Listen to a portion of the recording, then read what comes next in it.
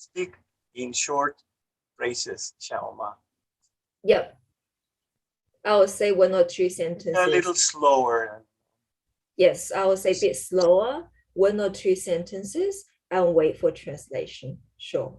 Let it speed. Thank you, gracias. Ok, entonces arrancamos. Ya estamos en vivo. Bueno, quiero saludar a todos los amigos que se van a ir sumando a la transmisión y a los que nos van a ver en diferido. Como lo habíamos anunciado en toda la semana, tenemos una invitada que nos va a dar una óptica totalmente diferente a la que conocemos en relación a estos tópicos que nos interesan tanto, el fenómeno OVNI.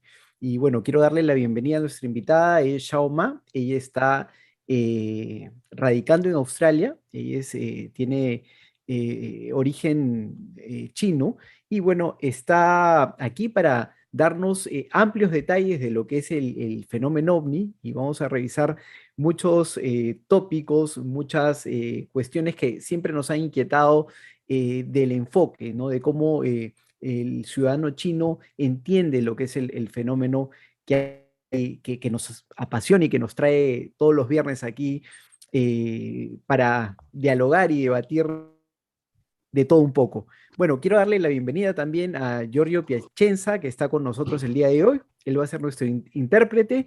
Rodrigo Fuenzalida, también desde Chile, y nuestra gran amiga Viviana Bryson. ¿Cómo están, amigos? Bienvenidos.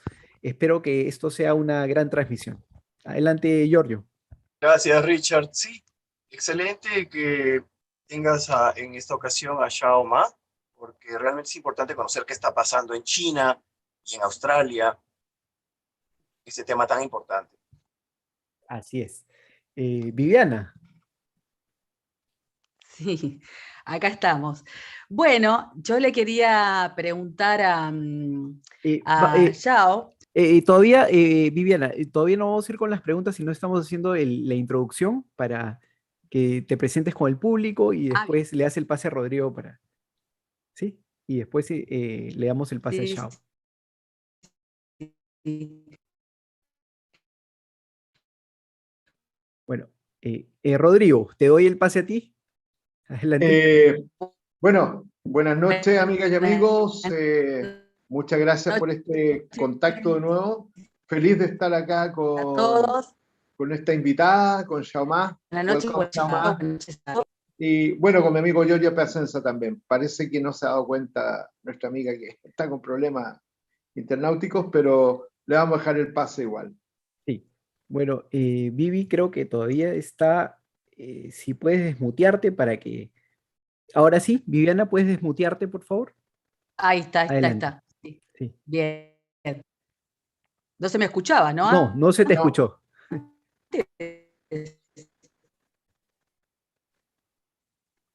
Bueno, ahí hay un problema. Bueno, disculpen. Sí. Buenas noches a todos, ¿cómo están? Buenas noches, Rodrigo, Giorgio y también... Muchas gracias, Vivi. Bueno, quiero presentarles a todos los amigos del proyecto Sirio, a Shao Ma. Shao, nice to meet you, nice to see you, and welcome to Proyecto Sirio. Thanks, Richard. Thanks for having me. I'm very honored to be on your show. Thank you so much. Giorgio, bueno, arrancamos con la primera pregunta. Sí, ¿cómo no? Y yo creo Listo. que, sí, yo creo que sería importante, y yo creo que todos los amigos quisieran conocer cuál es el enfoque del ciudadano común, el ciudadano chino, en torno al fenómeno OVNI. ¿Cómo manejan toda esta situación por allá? Okay. The first question that Richard wants to ask you is about the common citizen in China. How does the common citizen in China focus the UAP phenomenon or UFO phenomenon? Sure. So in China, we've got 1.4 billion Chinese. Over majority of the Chinese don't really believe in UAP things. However, the percentage of people who have open mind really depends on which generation. So the younger generation goes, they are more open-minded to this type of topic. So I'm talking about the older generation, like my mom and dad age, above 60, you have very much lesser people believing these type of phenomena. But the younger generation, like me, 20-ish or 30-ish years old, you've got maybe over 60%, something like that, have an open-minded view about this topic. But that doesn't mean the younger generation know much about it, but they just have an open mind and say, yes, maybe we are not alone in this universe. Before you translate, I will add one more point. For the younger generation, like my age, 20, 30-ish, for the people who really believe it, actually we have a very massive, big UFO communities in China. I'm happy to talk about that later on. Ok.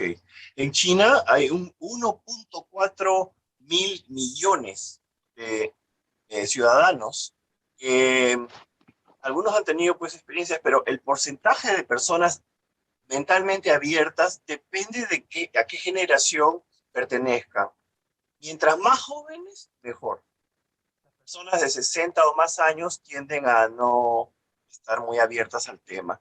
Pero de las personas de 20 a 30 años, el 60% tiene la mente abierta y sobre ese tema, pero no conocen mucho del tema tampoco. Ahora, respecto a las personas verdaderamente interesadas en la ufología, sí hay algunos grupos importantes masivos que pueden ayudarnos. All right. All right. Did I keep talking? Okay. Yes. Yes. So because we have a 1.4 billion population, the younger generation, you know, when I started to run my show and become famous in China, what I actually noticed is that there's a massive sort of community in China with a focus on spirituality and UFO. We are talking about much younger generation, like junior high school, senior high school, uni students. So basically the younger generation you go, it's literally like a different, totally different mindset in those Chinese. So they are very open towards these kind of like alternative science, not just UFO, but also expanded towards like near-death experience, like spirituality. You know, even like shamanism in South America is popular, but also a lot of Chinese very keen to learn shamanism, you know, from South America. They even, George, they even know a Chinese girl, she even lead a tour to South America with a title like a spiritual travel, because South America is a very spiritual place. So the point I want to make is whether or not Chinese open to this topic will be purely depend on generations. The younger generation go, the more open-minded they are. Bueno, recalca de nuevo que mientras más joven es la generación, las edades, el tema se vuelve mucho más disponible, es más dedicado a más personas. Es un tema más famoso para ellos. Giorgio, ¿tú crees que podrías preguntarle dentro del marco de lo que nos está respondiendo, cree que el cine chino, porque bueno, yo he No, pero espera, déjame terminar todos los puntos que ha hecho. Recién estoy empezando, en la traducción se demora siempre. Dale. Por ejemplo, hay mucha gente en high school, en escuela secundaria. En las escuelas secundarias no solamente están interesados en el tema OVNI, sino también en la espiritualidad, experiencias cercanas a la muerte, chamanismo. Conoció a una chica, una señorita china que trajo un tour a Sudamérica para explorar el chamanismo. Una vez más, todo esto depende de la edad, pero lo interesante es que están abiertos, los jóvenes están abiertos a este tipo de espiritualidad alternativa. Ahora sí. Mira, quiero que, a ver si le podemos añadir este detalle. Yo he tenido la oportunidad de revisar producciones cinematográficas chinas, ¿no? Que de alguna manera van condicionando, van estableciendo un camino generando un estereotipo, ¿no?, sobre estos temas. Pregúntale si cree que esto está influyendo de repente en esa población, en ese segmento de la población, para tener una idea diferente de lo que es el fenómeno. Okay. Richard has been able to see some Chinese movies, and he wants to know if they are creating some sort of a stereotype about this issue regarding the UFOs or influence. There are two elements in Richard's question I'm going to address. Firstly, I think this is a brilliant question. I love that. The first one I want to address is, yes, there is a very strong stereotype in the ufology community in China, sometimes drive me crazy.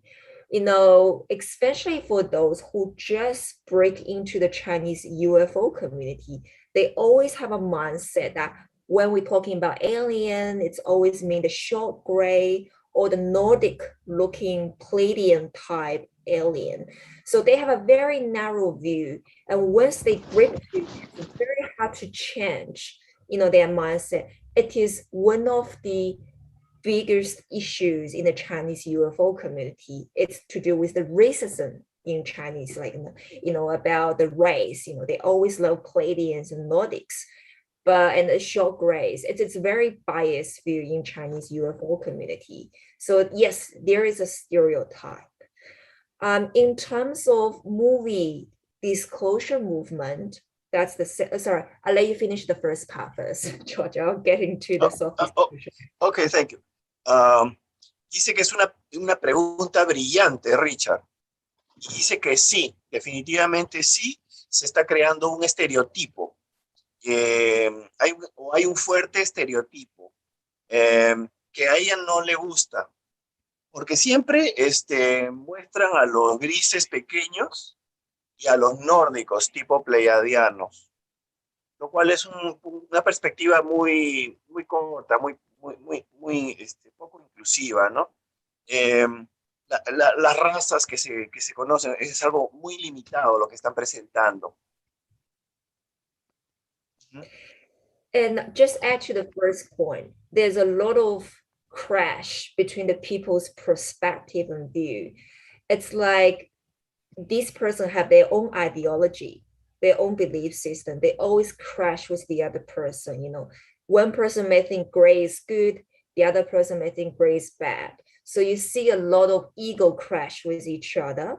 It's very, from my perspective about Chinese ufology, is that they focus too much on the phenomena, like what does UFO looks like, what does alien look like, but they fail to evolve to the next level, which is a consciousness expansion. So you may have a near-death experience or UFO contact, but they all focus on the phenomena, you know, what they look like and this and that, but they fail to, you know, take to the next level.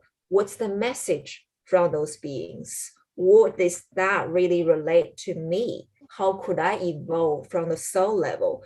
So from my insight into Chinese field, there's a very lack of that. So I think Chinese ufology compared with the UFO ufology is at least 30 years behind, because they're very entry level, like, what is this? Let's learn about this. It's very superficial at this stage. And yes, there are a lot of people who are quite evolved, but I don't see a lot. I see 20%, roughly speaking, in the Chinese ufology who are able to jump to the next level, like consciousness expanding. You know, what should we focus on? Like ask deep meaning questions, like very articulate, focus on that area. But a lot of Chinese are still like, you know, like Pleiadians and the spacecraft. It's very low level from my point of view, sort of. So it's a very stereotype. So yeah. Okay. En su perspectiva, dice que en China hay una lucha de puntos de vista. Los egos chocan, ¿no? Entre las perspectivas de las personas, que unos lo ven como son seres buenos, otros son seres malos, de acuerdo a cómo cómo lucen, la pinta que tienen, si son grises, si son nórdicos. Pero a ella no le gusta, ella cree que esta perspectiva tiene que evolucionar hacia los temas de la conciencia, tal como está sucediendo ya en Estados Unidos, que según ella le lleva unos 30 años de adelanto a China respecto a estos temas, porque se están involucrando en los temas de la conciencia. China es muy superficial, quizás un 20% de las personas son capaces de preguntarse del significado de todo esto y los temas de la conciencia, 20% nada más. The second one I'm going to address you, Rich, about self-disclosure movement in China is to do with politics a bit. So in China, you've got two layers. So two roles. One is civilian level, like me and others who want to run the show, who want to promote the information, communicate with other civilians in China. It's like disclosure movement from the grassroots, like my type. You also got a disclosure movement from the governmental level, from the Chinese government. So the issue with Chinese disclosure movement is that the government always want to have absolute control of everything. When I say everything, is actually beyond the UFO community. They want to have a control of, quite a few things, not just UFO, So when the grassroots people like me or others, many others, want to promote the information, we always get suppressed, character assassination, this and that, you name it. It's very similar to the Western world, but more in a more severe degree. But the government attitude in China is that they want to run the show by themselves according to their deliberate, controlled agenda. So they have their own version of how the self-disclosure should go. So I stop there. So George, I'll get to later about government self-disclosure. Ok. Quiere hablar sobre la revelación suave, moderada, suave, ¿no? Dice que hay dos niveles o dos capas. El nivel civil, de personas como ella que quieren comunicar, que producen eventos, un show, que son movimientos de base.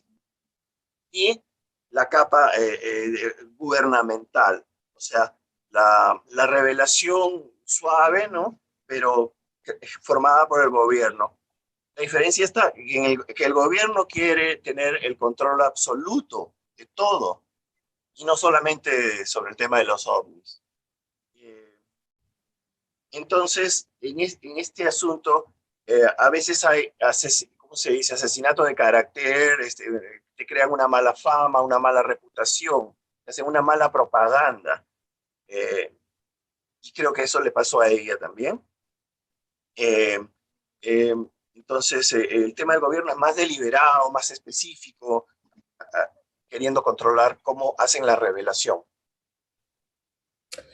It's not like North America. When I talk about USA, you can see the situation of coexistence. You got people got a grassroots, they have their own YouTube channels like you guys who run the show, grassroots disclosure movement. But also the US government, they also have their own version of disclosure movement, like through the Hollywood movies and others. So from my perspective, in the Western world, they are more tolerant in terms of this kind of disclosure movement. So they allow the civilian level to exist, but also governmental movement. But within China, it's not the case. In China, you have people like me and others want to run the show, want to also promote, but we've always been constantly shut down. For example, like my friends, I'm in the circle, I'm quite connected with so many people. I always got a feedback, comments from people like, this person run, similar thing in China called YouTube. They may have a different name. The platform's been shut down, permanently closed, or, they may get a call from the local police station, like, come in, let's have a chat. When they sit down, have a chat, the police will say, big no, this is not something you need to do, silence them, but not in a very severe way, sort of more give them a strong warning not to do it. And like me, I got, being character, assassination that happened to me, and being told off not to come back to China, all sorts of things like that. So the Chinese government attitude is only they can do it, not a civilian level. So you still get some people try to bounce back because there's a mass of people start to be awakened. You can't just have a governmental level disclosure, but you always got a rebellion try to surface. We got the government try to push down. You try to bounce back. So there's a bit of push and pull. In terms of government level, a few years ago, government tried to do disclosure movements through the science fiction books. You may have heard about very famous Chinese books. Even Obama read it. I think it's called the Trilogy of, I can't remember, something about trilogy. Like it's about a science fiction book. It's actually, the author is actually a Chinese. And funny enough, Chinese government is super supportive, really promoted. And after that, you see a lot of movie come up made by the Chinese. You have to understand everything in China is politically controlled. In order for them to have that level of self-disclosure through science fiction movies, science fiction books, you need to get approval from the official level. Otherwise, you can't rent a show. So we all believe that it's the government self-disclosure movement. But that movement only started, I think, 4 or 5 years ago maximum, after they sent quite a few rocks into the sky. But I'll stop there, so sorry, yeah. Okay, it started 4 or 5 years ago. Okay, dice que es diferente de lo que pasa en Estados Unidos. En Estados Unidos también hay un nivel de revelación del gobierno a través de las películas, etcétera, ¿no? Pero es mucho menos severo que con el gobierno chino, que trata de controlar la narrativa, trata de controlar todo. Es más tolerante en Estados Unidos, dice. Que permite que los civiles tengan su YouTube, sus podcasts, etcétera, ¿no? En China, más bien, a veces te cierran tu transmisión y ya no puedes transmitir. Tiene amigos en círculos ufológicos que les ha pasado esto. Les cerraron la plataforma. Cuando tratan de utilizar el chat, a veces la policía les dice, no, eso no puede ser, no puede ser. Entonces le dan una advertencia fuerte. A Shao le dijeron que no regrese a China, por ejemplo, que se quede en Australia, que no regrese a China. Pero la masa de la gente, hay una masa en la población que quiere despertarse. Así que es un tira y afloja entre el gobierno y los civiles. El gobierno chino facilitó la producción de unos libros de ciencia ficción, una trilogía apoyado por el gobierno, y posteriormente salieron varias películas después de estos libros. Pero todo lo que se publica en China en ese sentido de ciencia ficción necesita de la aprobación del gobierno. Este tema de la revelación suave, promocionada por el gobierno, empezó hace como 4 o 5 años atrás. Rodrigo, creo que querías preguntar algo.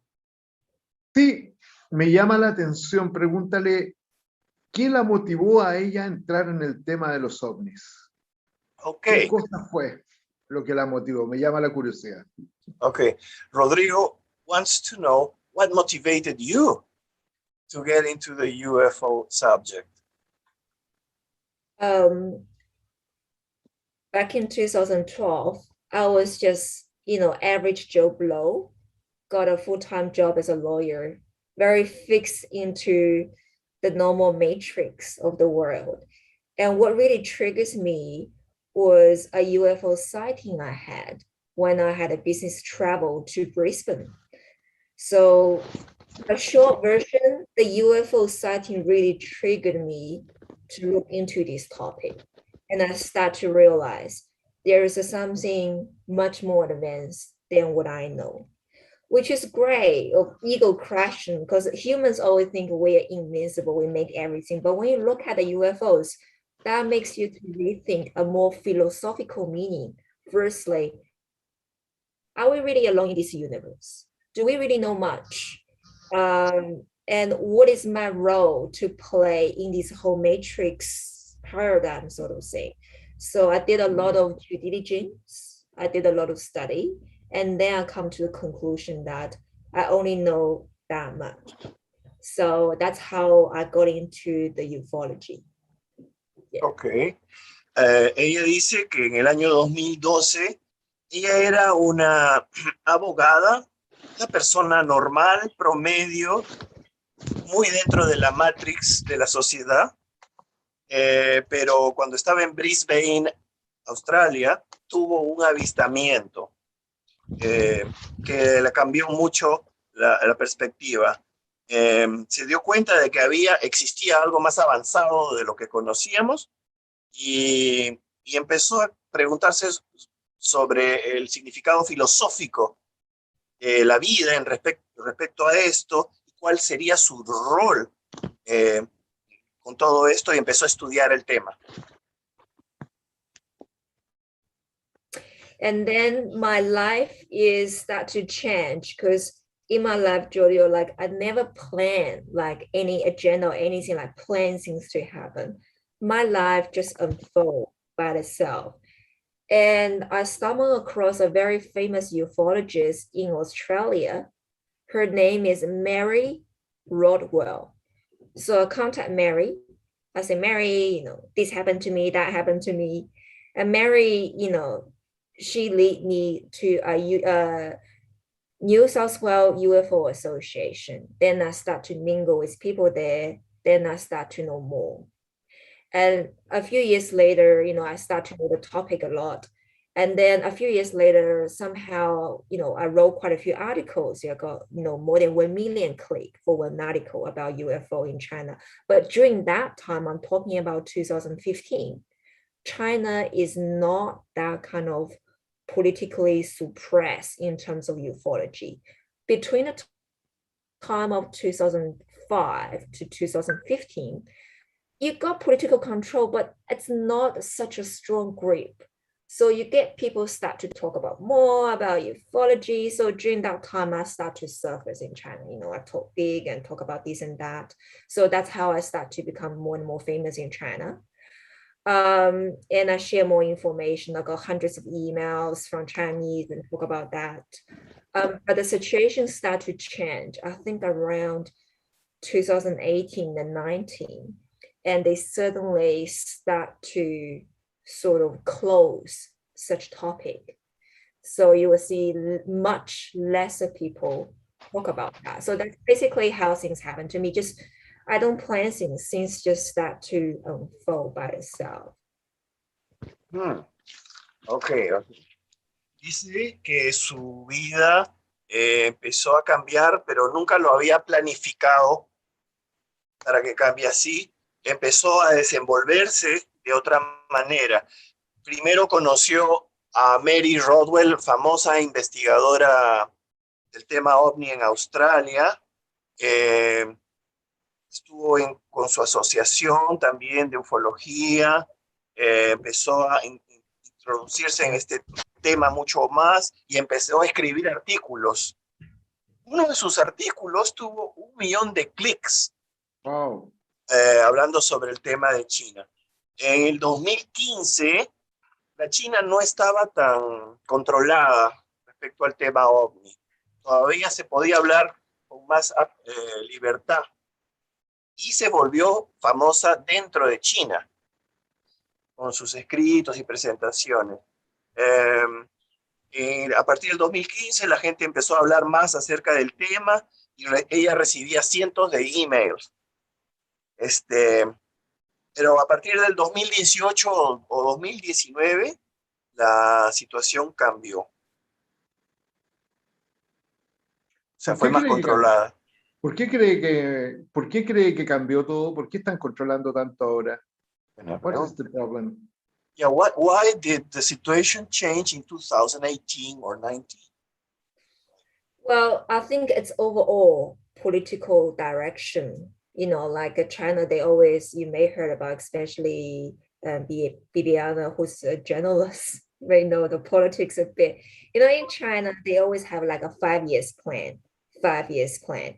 So every 5 years they change. So during that time, without getting too political, which I prefer not to comment too much on politics, is that's the direction they prefer to take. And you may know that during that time, the Trump and the China US wasn't have a great relationship. So for me, it is based in Australia to talk about such a sensitive topic, and they see ufology as a threat because ufology ET is the ultimate truth about what's really going on around the world. So somehow they want to control that topic. So they decided not to, and not just for ufology, to be fair, but also for spirituality and Tai Chi and other areas. So it's starting to become a very tightened control. So in early 2019, even the CCP's communist newspaper named me as what's that called, the UFO cult leader, and just naming me, and they said quite a few, character assassination things. And they also named more than 60 social media platforms in China with focus on ufology, very similar to your show, and sort of try to suppress us, shut us down. They also named so many thought leaders in the field, not just, I'm not the only one in China who does the same thing, right? So that you got others say, you guys are, cult leader in UFO, or this is not true, this is all BS, and no such thing as the alien. So they want to give people a warning, do not focus on that. So starting from, I would say January 2019, it was an official release on the communist newspaper no-go. So I got warned, but things getting quite nasty. I can go on for hours, but you don't want to know. It's quite dangerous situation for me and my friends that time. So we decided don't say anything that you don't want to say. It's better. Yeah, it was quite a tricky situation, but lucky, that's my sole plan. I'm actually in Australia, so that's why we have a YouTube video. I'm still kind of alive. So yeah. Okay. Dice que lo que cambió fue la situación política en conjunto, que muchas cosas también fueron suprimidas. Fue suprimida cosas como el Tai Chi, empezaron a decir otras plataformas sobre el tema OVNI también fueron limitadas, etcétera, en la medida de lo posible, porque cada 5 años hay un plan general del gobierno que cambia cada 5 años. En esa época estamos hablando que empezaron las tensiones entre el presidente Trump y China, que no tenían una relación muy buena. En el periódico oficial del Partido Comunista Chino se habló del líder del culto OVNI, Shao. They said that you were the cult leader, right, Shao? UFO cult leader, okay. Yes. Yeah, líder del culto OVNI. Shao, hablaron así de ella en este periódico oficial, pero también empezaron a suprimir, a crearle una mala imagen a otras personas, diciendo que esto era una tontería. En realidad, en enero de 2019 fue que salió un artículo oficial en el periódico comunista hablando en contra de esto. I want to add one more case. It's a real case in China. Prior to I become famous in China that time, there was a lady. Her name is Deng Hui. She's actually a Chinese, but she's got a much worse situation because she's not in overseas. She's actually a Chinese based in China. I think it's happened, I don't remember precisely which year, but happened between 2010 or 2015. She's very famous in China. Her pen name is Levin Lai. She talk about Palladium messages, those standard things you can see from YouTube. Nothing so special, but in China it's special. So when she became famous, because she's not based overseas like me, she's been captured, jailed, sentenced to jail for 8 years. Her on the grounds of illegal rally, because in China, if you want to have a small gathering of, I think for a small gathering, each province is different. If you want to have a small gathering of above 40 people, or sometimes could be 100 people, depends which city, you need to go to the local police station to get a permit. Say, hey, we are going to have, like, say, a Bible study, or we're going to have, I don't know, association catch up or UFO events, Skyward. You need to get a permit in order to have these things. But I don't think she probably get a permit or what. Because of that, and that's the first reason, they say when you have that gathering, you did not get a permit from the local police. And the second reason is that she, according to the officials' allegation, that they think that she's promoting illegal alien cult. Based on that two grounds, she's been sentenced to jail for 8 years. So as you can see, that's the governmental attitude towards the topic. So in China, it's not very open. So yeah. Ok. Antes de estos eventos, ya había sucedido algo con una activista o investigadora, no sé cómo definirla, de China, la señora Deng Huey. Sí, que vivía en China entre el año 2010 y el 2015. Ella escribía estos artículos bajo el seudónimo de Amor y Luz, supuestos mensajes pleiadianos, y se volvió famosa también, y fue encerrada en la cárcel por 8 años. La metieron en la cárcel por 8 años, acusándolo de haber creado una reunión de unas cuantas personas sin el permiso de las autoridades. Cuando uno quiere reunirse más de 40 personas en China, necesita el permiso de las autoridades. Ya digamos que quieres estudiar la Biblia, necesitas el permiso de las autoridades, si son más de 40. Entonces, pero ella cree que no tenía el permiso, y esto ya había sucedido, y la acusaron de promover un culto alienígena. Señora. Wow, qué complicado. Viviana, ¿tienes una pregunta para...? Sí, sí. Chao. Quería preguntarle si podía compartir con nosotros el caso tan conocido del Viviana, aeropuerto tienes un problema. 2010 que hubo. Viviana, ¿puedes repetir la pregunta, por favor? Porque no la copiamos. ¿No salió? Bien. Sí. Sí. Quería preguntarle a Shao si podría compartir con nosotros el caso del aeropuerto de objeto volador no identificado a las aeronaves dentro del aeropuerto, ¿no? Ok. Okay, Viviana wants to ask you if you can share with us the case of the UFO inside the air or over the airport. She asked, that's a great question, Viviana. This is the case I actually quite like. Thank you. Let me say this. Regarding this case, there are 3 layers to do with that case. The first layer let's give the audience some background information about the airport case. So what happened is back in 2000, I believe 2010 or 2011, there's a mass sighting at the local airport in Hangzhou.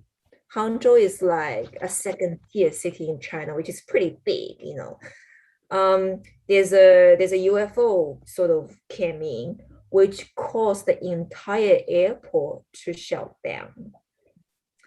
So, and why this case is so famous is because so many people at the airport witnessed this UFO sighting, and that UFO caused the entire airport to shut down.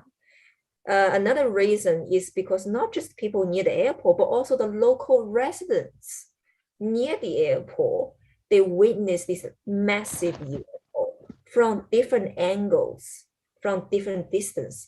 So this case is literally impossible to be denied by the local government, say this never happened. You can't, because so many people have witnessed.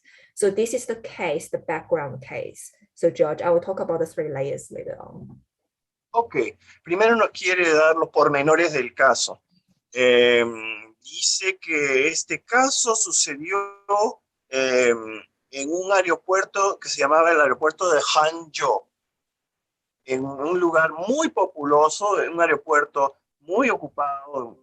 Se vio una nave, un objeto masivo que se acercó y todo el aeropuerto tuvo que clausurarse, tuvo que cerrarse por un tiempo. Hubieron muchísimos testigos, no solo en el aeropuerto, sino también los residentes locales vieron al objeto masivo desde diferentes ángulos, por lo cual es imposible de negar que algo sucedió, no se podía negar. Wow. Esos son los pormenores. Wow. Sí, sí. Okay, y después Shao, se prohibió hablar del tema. Sí, sí. And later Muy the interesante. subject was prohibited. People could not talk about it. What happened? So that's the background information, right? You just shared, George. So I want to talk about the 3 layers about that case. The first layer is government strategy. Because this case is so many people witness it, it's impossible for the government to say it never happened, you know. So what they did is during that time, I believe it was back in 2010 and 2011, people have to know the background. During that time, it's not too much of a political control on the subject. So what the media, I mean, the mainstream medias in China, they did, it let the information out. They were very honest. So they say, this is what happened. This is what people captured. So there were so many short video clips, you know, on the Chinese media platform showing, you know, they captured the UFO sightings. This is what happened. Those things are from the local residents. So the major media in China, they release such news, you know, it seems like there's an unknown craft, you know, hovering around. They didn't say, catch the words, they didn't say the UFO craft landed. They say the UFO was hovering around the airport. So they're talking about, they want to set the tone that there's a light in the sky. That's it. That's the reason why the airport is shut down. This is the first layer. That's what the people can see. That's what the people need to know, only that much. This is the first layer. And then I talk about second and third layer later on, George. So, Ok. En este caso tiene que sucedió en el año 2010 o 2011. 2010. 2010, ok. Sí. She says it was in 2010. okay. Ok. Yeah. Tiene 3 capas. La primera capa es la estrategia del gobierno. Como hubieron tantos testigos, era imposible que el gobierno diga que nunca sucedió. En esa época no había mucho control político sobre la prensa, los medios de comunicación. Así que la prensa y los medios de comunicación mostraron las noticias de forma honesta, inclusive pusieron videograbaciones del objeto. Dijeron que el objeto había estado flotando alrededor del aeropuerto y lo calificaron como unas luces en el cielo que causaron que el aeropuerto cerrase. Esta es el nivel o la capa de información que la gente pudo conocer. Pero hay dos capas más. Okay, Shao. Wow. I think they have to let the first layer information out because you can't deny it. It's like a Phoenix case in USA. And also I believe it's the government attitude. They want to see how the public react to, there is a light in the sky situation. They want to test how the Chinese react to that. So that's the first layer. That's what people know in the public. The second layer is the information I've got from the people at the airport, from quite a few people, people talk about it.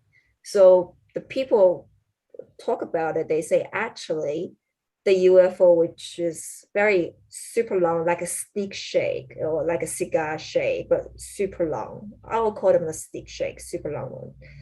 The craft actually landed at the airport. So it's not just hovering in the sky. That's a lie. They actually landed. When the craft landed, there's so many passengers at that airport because it's a busy airport. They have no choice but to shut down the airport. So no flights can come in, no flights can go out. So, and then the special force came in and tell people like, oh, don't panic, don't worry, it's just another drill, we try to test things.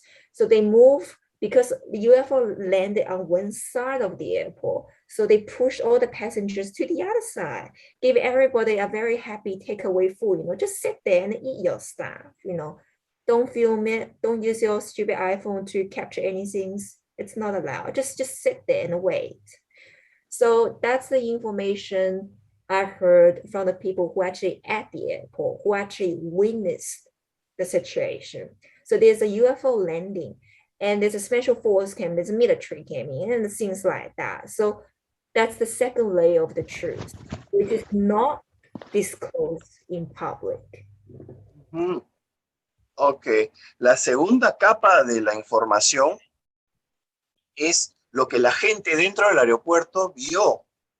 Lo que vieron fue un objeto alargado, muy alargado, como un cigarro, digamos, que además aterrizó en el aeropuerto.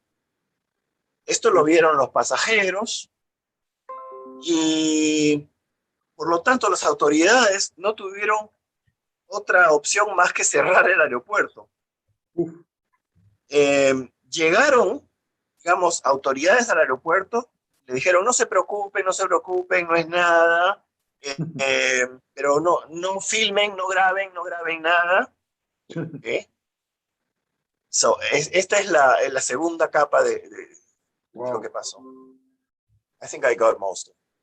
Yeah. The third layer is where may get me in trouble. So I need to be very careful how much I can share. And later on, I learned from someone, there's a third layer to it. The third layer is from a guy who is actually a true insider. He's not only know what's happened during that day, he also got a very concrete evidence. With the evidence which I'm not allowed to talk about, which is very sensitive. And so he talked about a lot of, what happened on that day and what really happened. This is actually a very important milestone case, not just for the Chinese ufology field, but also a profound impact about China. Let's say this way.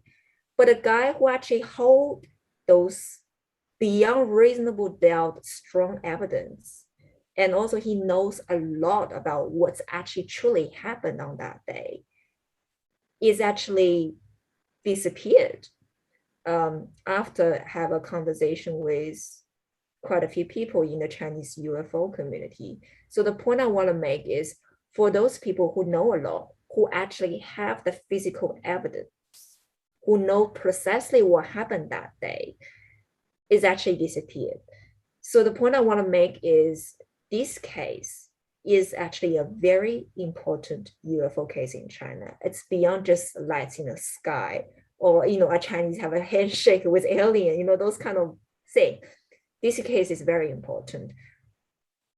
Will have a profound impact about China as a whole, which I don't think I'm in the position to talk about, and I don't feel it's safe to talk about. In fact, I don't have anything about this case. So I just want to make that clear. This is the third layer, which if people know the truth about the third layer is actually disappeared now. That's how serious it is, because the Chinese government doesn't want that person to talk about it. So that's all I can share. Ok, el tercer nivel es un tema que podría meterla en problemas. Ella habla de una persona que estaba al interior de los eventos, que tenía evidencia de lo que había sucedido. Pero ella no puede hablar mucho sobre eso. El evento tendría un profundo impacto en China, más allá de cualquier duda razonable. Esta persona que conocía los eventos al interior de lo que estaba pasando, desapareció después de hablar con varias personas en la comunidad ufológica.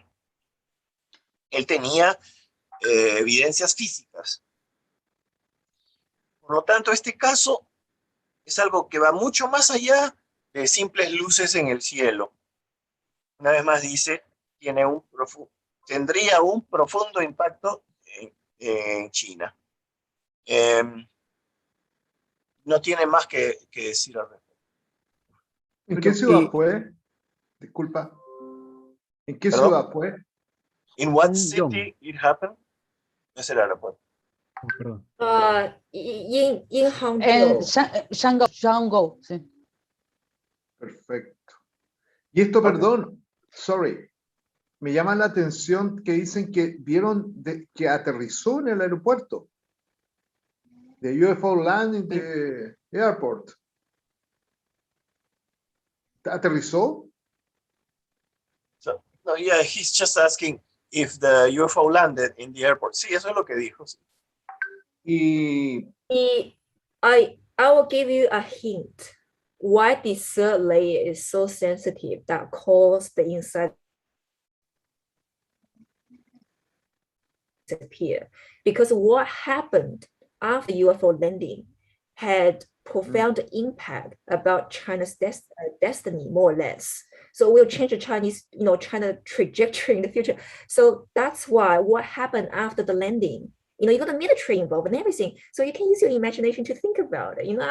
I'm not in a position to talk about because I'm not an insider. All I can say is the people who actually know what's going on actually disappeared. That's how they classify this information as very sensitive. That's all I can say. That's all I know, actually. Yeah. Ok, que solamente nos puede dar como un indicio sobre esta capa del evento, ¿no? Dice básicamente que estaban involucrados los militares, es un tema que está clasificado, lo que sucedió tiene que ver con los destinos de China y ella no tiene evidencias personales, pero es todo lo que puede decir al respecto. Giorgio, una pregunta. Sí, sí. Una pregunta sobre esto, y yo creo que es importante saberla. ¿Sabes si en esta localidad ocurrieron algún otro tipo de casos, ¿no? Vinculados a avistamientos? Porque, bueno, me imagino que el fenómeno ha seleccionado por algo esta ubicación para manifestarse, ¿no? Richard wants to know if in this place there were other UFO cases, other relevant UFO cases. There are a lot, very frequent UFO sightings in that city, but also in other cities as well. China has almost, roughly speaking, the similar frequent UFO sightings, ET contact experiences. I got emails, feedback from hundreds of emails from the local Chinese people. They talked to me. So from the data I collected, from what I can see, the amount of contact on the personal level and the UFO sightings are no less than what's happening in North America, in Latin America. But to answer your question, I would say there are many other cases that nothing really overly too special besides lights in the sky, from what I heard from that city. So it's a place where there are normal sightings, nothing like extraordinary, like a place. No, because that's actually a big city. It's a big city, but there are quite a few UFO hotspots in China, due to, when they have more, let's say, other activities, those UFO will zoom in, try to check what's going on. But that city is just a second tier city in China, which has got quite a few million people there. Nothing too overly special. But it's a good question of why they choose that airport, that city. You see, it's a question, it's a smartly asked, but I don't think I should talk about that. There's a reason why they choose that airport. Yeah, and I leave it to other people to think about it. Okay, okay. Bueno, dice que en esa ciudad, en esa área, hay casos normal como en tantos otros sitios. En China en general, hay la misma cantidad de casos aproximadamente y el mismo tipo de casos aproximadamente que en Latinoamérica y en Estados Unidos. Wow. En general es muy similar, dice, en términos generales. La ciudad es grande, entonces también es muy posible que se vean, más personas pues vean ovnis ocasionalmente, ¿no?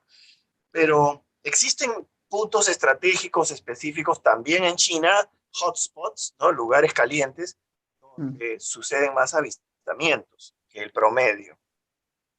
Ella sabe o cree saber por qué sucedió este evento en este aeropuerto, en esta ciudad, pero prefiere no hablar sobre eso específicamente. Ok. Bueno, le hago una pregunta puntual para que, con relación a este tema. ¿Hay una base militar cerca del aeropuerto de Hongzhou? Hongzhou, ¿no? ¿Es así el nombre? Sí. Sí, creo que es Hongzhou. Is there a military base near this airport? Richard is asking. I don't know. I'm not a military person. I should not comment on that. I don't know that answer. No sabe, no es una persona militar y podría comentar sobre eso. Yo quería preguntarle, Giorgio, se dice de que ella fue abducida y que tuvo interacción con inteligencias no humanas, y quería preguntarle puntualmente si puede compartirnos con qué tipo de inteligencias no humanas se comunicó y qué fue lo que le dijeron, qué fue lo que le transmitieron y cómo influye el fenómeno OVNI y esta experiencia en su vida. Okay. Viviana, it is said that you had an abduction. It is said that you had an abduction and contact with non-human intelligences. With what type of intelligence you had a contact, and what did they tell you? And how did this event influence your life? The first thing I'd like to correct is the word of abduction. I do not call that as abduction. Reason being, the word of abduction contains negative connotation. So I will use the word of contact as a better expression of my own experience, excuse me. So regarding my experience with, non-human beings, I would say most of the contacts are very positive. The beings from all sorts of galaxies, star systems, different lookings. So what I've been told is galaxy just like a zoo. You know, you got a human looking, the animal looking, you got insectoid, all sorts. So to answer your question in brief summary, I would say 95% of my contacts, you know, with non-human beings are very enlightening. There are maybe 4% are very neutral. Those beings will come in, they're more like business-like, you know, they're not positive or negative. They just want to observe, what are you doing? You know, they want to see the human behavior. Is that 3%? 3%? 95%, I would say, are very positive. Okay. 4% are neutral. Mm-hmm. Okay. Business-like, you know, just want to observe what you do, you know, some being just curious. They do no harm, but they don't want to help you either. Mm-hmm. There's a 1% that you have negative contact, you know, you not really like them, you know, the way how they talk to human or how they treat you. I would say the 1% of my experience are not very happy. So overall, my contact experience ranges, to be honest, from the positive, neutral, negative, from a human perspective. In terms of what message, sorry, should I stop there? Okay, I'll translate that part then, thank you. Okay, ella no quiere usar el término abducciones porque tiene una connotación negativa. Para ella no fue una abducción, sino una experiencia de contacto. La mayor parte de sus experiencias subsecuentes, bueno, y esta también con, digamos, individuos de diferentes sistemas estelares y galácticos, algunos no son humanos, inclusive habla de insectoides, el 95% de sus contactos fueron muy positivos. 4%, digamos, neutrales, como un asunto de observadores muy científicos, una actitud muy práctica, observadores, pero no negativos, no neutrales. Ellos no la ayudan, ese grupo no la ayuda, pero tampoco le hace daño. Sin embargo, hay un 1% que no te tratan bien. No te tratan bien, especialmente desde una perspectiva humana. Tratan mal. Es un 1% nada más. Ahora va a continuar con la respuesta. Ok, Shao. Regarding the beings' messages, it varies because different type of alien beings, they have different messages.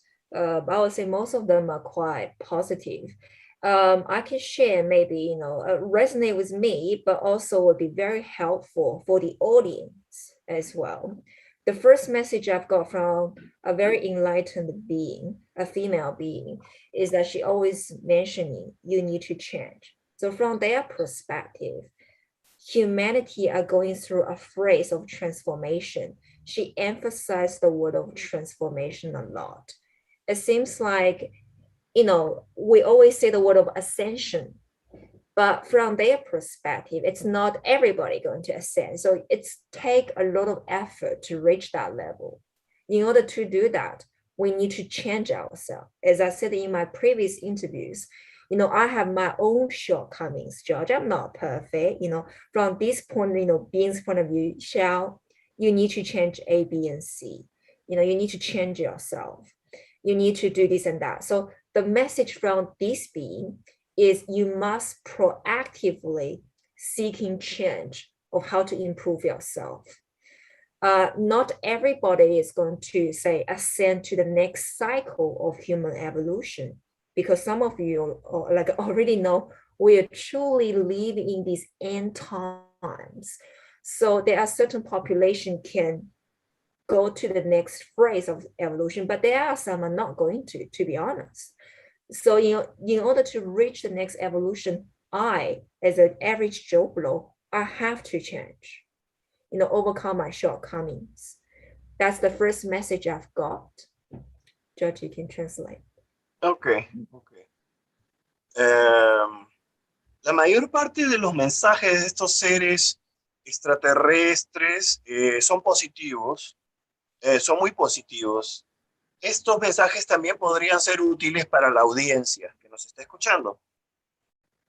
Por ejemplo, les puedo hablar de los mensajes de una, digamos, dama, mujer, presencia femenina, extraterrestre, muy iluminada, de mucha sabiduría, que siempre enfatizaba la palabra cambio, transformación y cambio, transformación y cambio. No todos van a poder ascender al siguiente nivel, al siguiente ciclo de experiencias. Porque para poder ascender requiere mucho trabajo en uno mismo. Yo también, dice ella, yo también tengo mis defectos. Uno debe buscar el cambio de forma proactiva. Requiere trabajar mucho en uno mismo.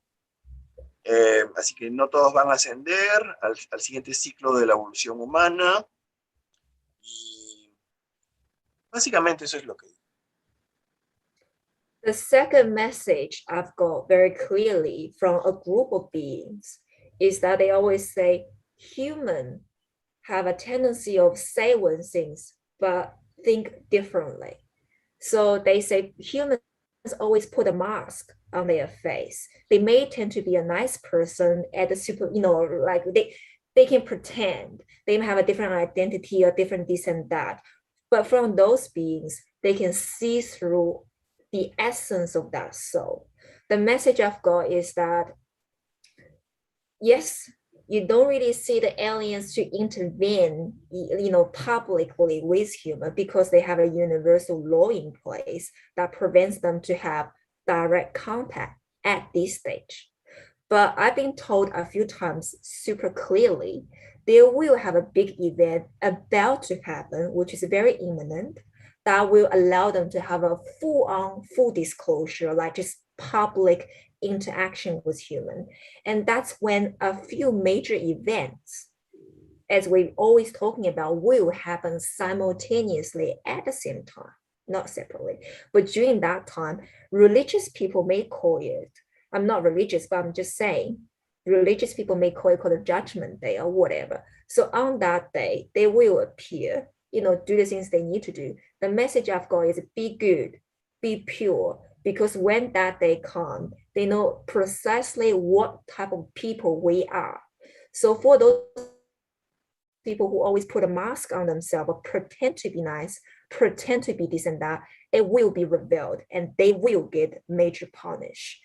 So for the people who actually always do good, try to work on themselves, you will have some good karma in the end. So I'm not trying to, be religious sorts, but the message I've got is you will have a big event of full disclosure. You meet those beings, but a lot of things will be exposed, the truth, not just from the political level, but exposure about who we truly are, could be you and me, could be our friends. And, things going to go very interesting. So we have to work on ourselves. Yeah. Okay. El segundo mensaje que recibió es que le dijeron que los seres humanos tienen la tendencia de decir una cosa y pensar otra, ponerse como una máscara. No son consecuentes con lo que piensan. Los alienígenas no intervendrán, pero que es inminente, es muy pronto, sucederá un evento público de revelación inminente, pública, cuando se conjuguen simultáneamente varios eventos. No especificó exactamente cuáles, pero varios eventos tienen que conjugarse para que ese otro evento suceda. Las personas religiosas esto lo van a interpretar como un evento religioso. Lo que este mensaje enfatizó es sean puros, sean buenos. Con este evento que sucederá, se sabrá quién es quién. Se sabrá qué tipo de persona es cada cual. Los que se han negado y no quieren saber nada sentirán un castigo o algo así. Muchas verdades serán expuestas acerca de quiénes somos nosotros verdaderamente. Okay. Got it. So I think we just have to work on ourselves. But I do believe everything I've been showing is we definitely, I better be careful of, absolute words like definitely, things like that. I would say I'm 99.99% sure that given the vision they show me, when I was on a spacecraft or out of body, everything they show me, Earth, this planet will have absolutely beautiful, glorious future. But that doesn't mean every human is going to go there. We have to work on ourselves in order to transform along with this planet. This planet is going through the transformation phase, and her destiny is almost there. It's beautiful, but we need to work on ourselves in order to reach there. We're like a flea on a dog, whether or not the dog want to carry us or not. It's depend on us, how hard we work on ourselves in order to reach the next phase. But in the end, you will see the unity. Another thing, if you don't mind, Georgia, I want to cut in, is from my observation about the Chinese ufology community. I sense very strongly every continent, when I say that, it's like Asians or Caucasians or Latin Americans. It's like a different experimental ground for different ETs. As you can see, like, Caucasians or Americans, they have their own ideology, way of doing things, outspoken, this and that. Asians, like Chinese, Korean, Japanese, we have our own different unique character traits or behaviors, all sorts. Have people ever wondered why we are so different? Not just the skin color, but also our behaviors and ideologies and cultures. This is because behind each race, there are different social sort of like engineering actually happen from the deep state, but also from aliens as well, but eventually everything will be unified together after we reach the new Earth. So I stop there for a second. Ok, y ella quiere recalcar un tema al fin también, que es, a ver,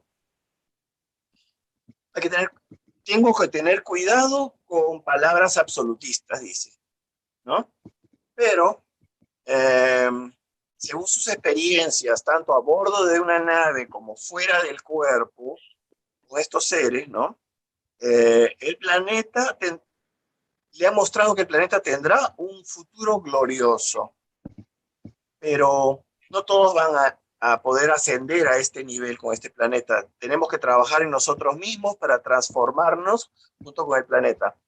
Al final, lo que veremos será la unidad. Yo percibo que la comunidad ufológica china tiene sus características propias, en ese sentido es diferente, porque diferentes grupos humanos de diferentes partes del planeta han sido como experimentados por diferentes extraterrestres.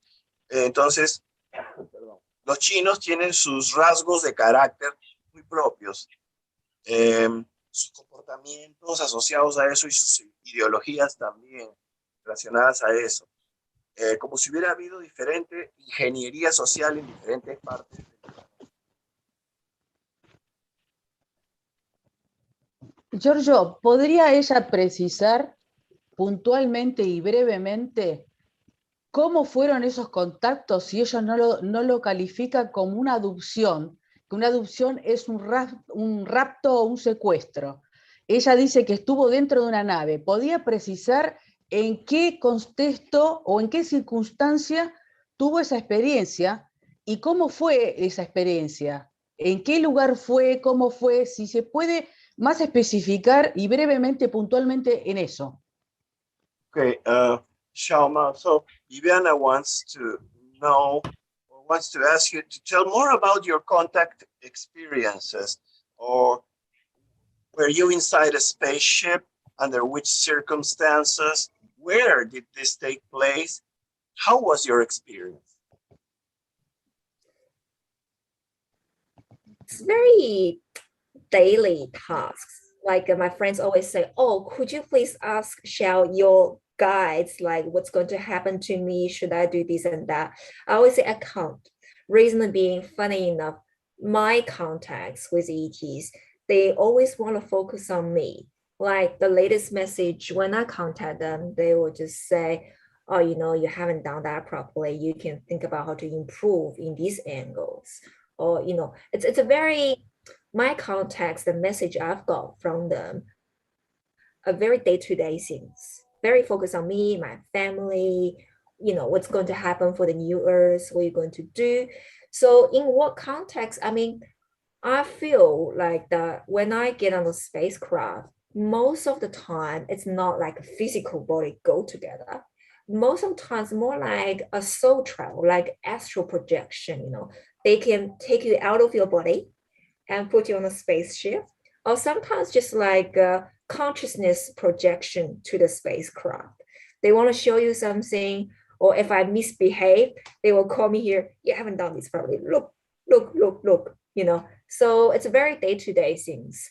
I think in my context, you will be very bored. It's just focused on how to improve myself. Why is that? Why is this? And when I'm in danger, you know, we are in spiritual war. You know, they're always here to protect me. You know, this is going to happen. Be careful. Teach you about the cleaning technique, this and that. So my contacts are very, very similar to others. You know, you get on a spacecraft, they focus on you, personal development. Nothing like a grandiose, you know, like a secret, big secrets. Not really, not much from my experience. I did ask, you know, can you give me a date about the future, the big events and things like that? But I think they did. But every time, you know, when I'm on spaceship, you know, they talk about me, the daily things. But for the most important things that they think it's not right time for me to remember, I will get a blackout, like bing, all black. So you don't remember. So sometimes for those very sensitive information, I just don't remember. Like you can remember the whole page of it, but you just lack of that key element. They just don't want you to recall at this stage of my life. So I hope I do answer your question. In terms of what type of beings, funny enough, I do contact with so many, all sorts of different beings, you know, the beings humanoid-like, animal-like, insectoid-like, or even some beings like I've never seen before with like a geometric heads, you know, like beyond my comprehension. Interdimension, extra dimension beings, or ball-like, you know, light, or beyond nanospace, and all sorts, you know. I really think our galaxy is like a zoo, and the human for them, you know, they may consider me as a very ugly, who knows? So, so that's my point, you know, it's all about different perspective, you know, my contacts with all sorts of beings, but mainly it's about personal development. And I do believe I might have some bit of more details, but they may don't want me to remember now. So to be honest, I can't share anything like a grandiose with humanity. So yeah. Okay. Vamos a ver cómo cannot my content. Okay, es difícil describirlo según quizás con las expectativas que se tengan de las descripciones, porque mis contactos son muy como experiencias personales para ayudarme a mi persona, están enfocadas en mi persona, en cómo me desarrollo, cambian cotidianamente según mis experiencias también personales. La mayor parte del tiempo no han sido experiencias físicas, no como una especie de viaje del alma, a veces una proyección en la conciencia y a veces como una que te sacan de tu cuerpo físico y te llevan en el cuerpo astral. El enfoque ha sido en cómo mejorarme a mí misma. Cuando he estado en peligro, me han dado algunas técnicas de protección y ejercicios. mis experiencias han sido similares a las de otras personas que también describen estas cosas. No hay nada así como un gran secreto, no sé, decir, de fechas o tecnológico o científico. Una vez preguntó, pidió que le dieran una fecha de los eventos que van a suceder y cree que le dijeron, pero no le permitieron que se acuerde específicamente la fecha, sino sabe que le dieron y ahí se lo dejaron porque piensan que no es el momento todavía para que ella se acuerde.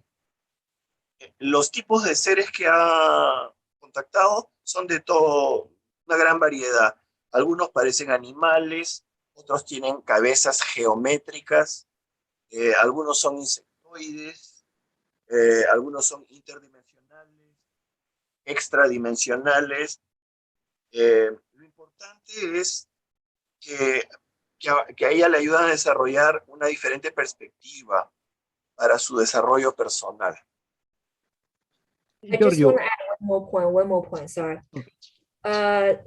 I always feel like they don't want to let me know a lot of time, besides personal development, which is very daily mundane, things like others, be good, do this, do that, don't do this. So, but when, there's quite a few beings came before, they say, there's a reason why you choose to be a Chinese in this lifetime.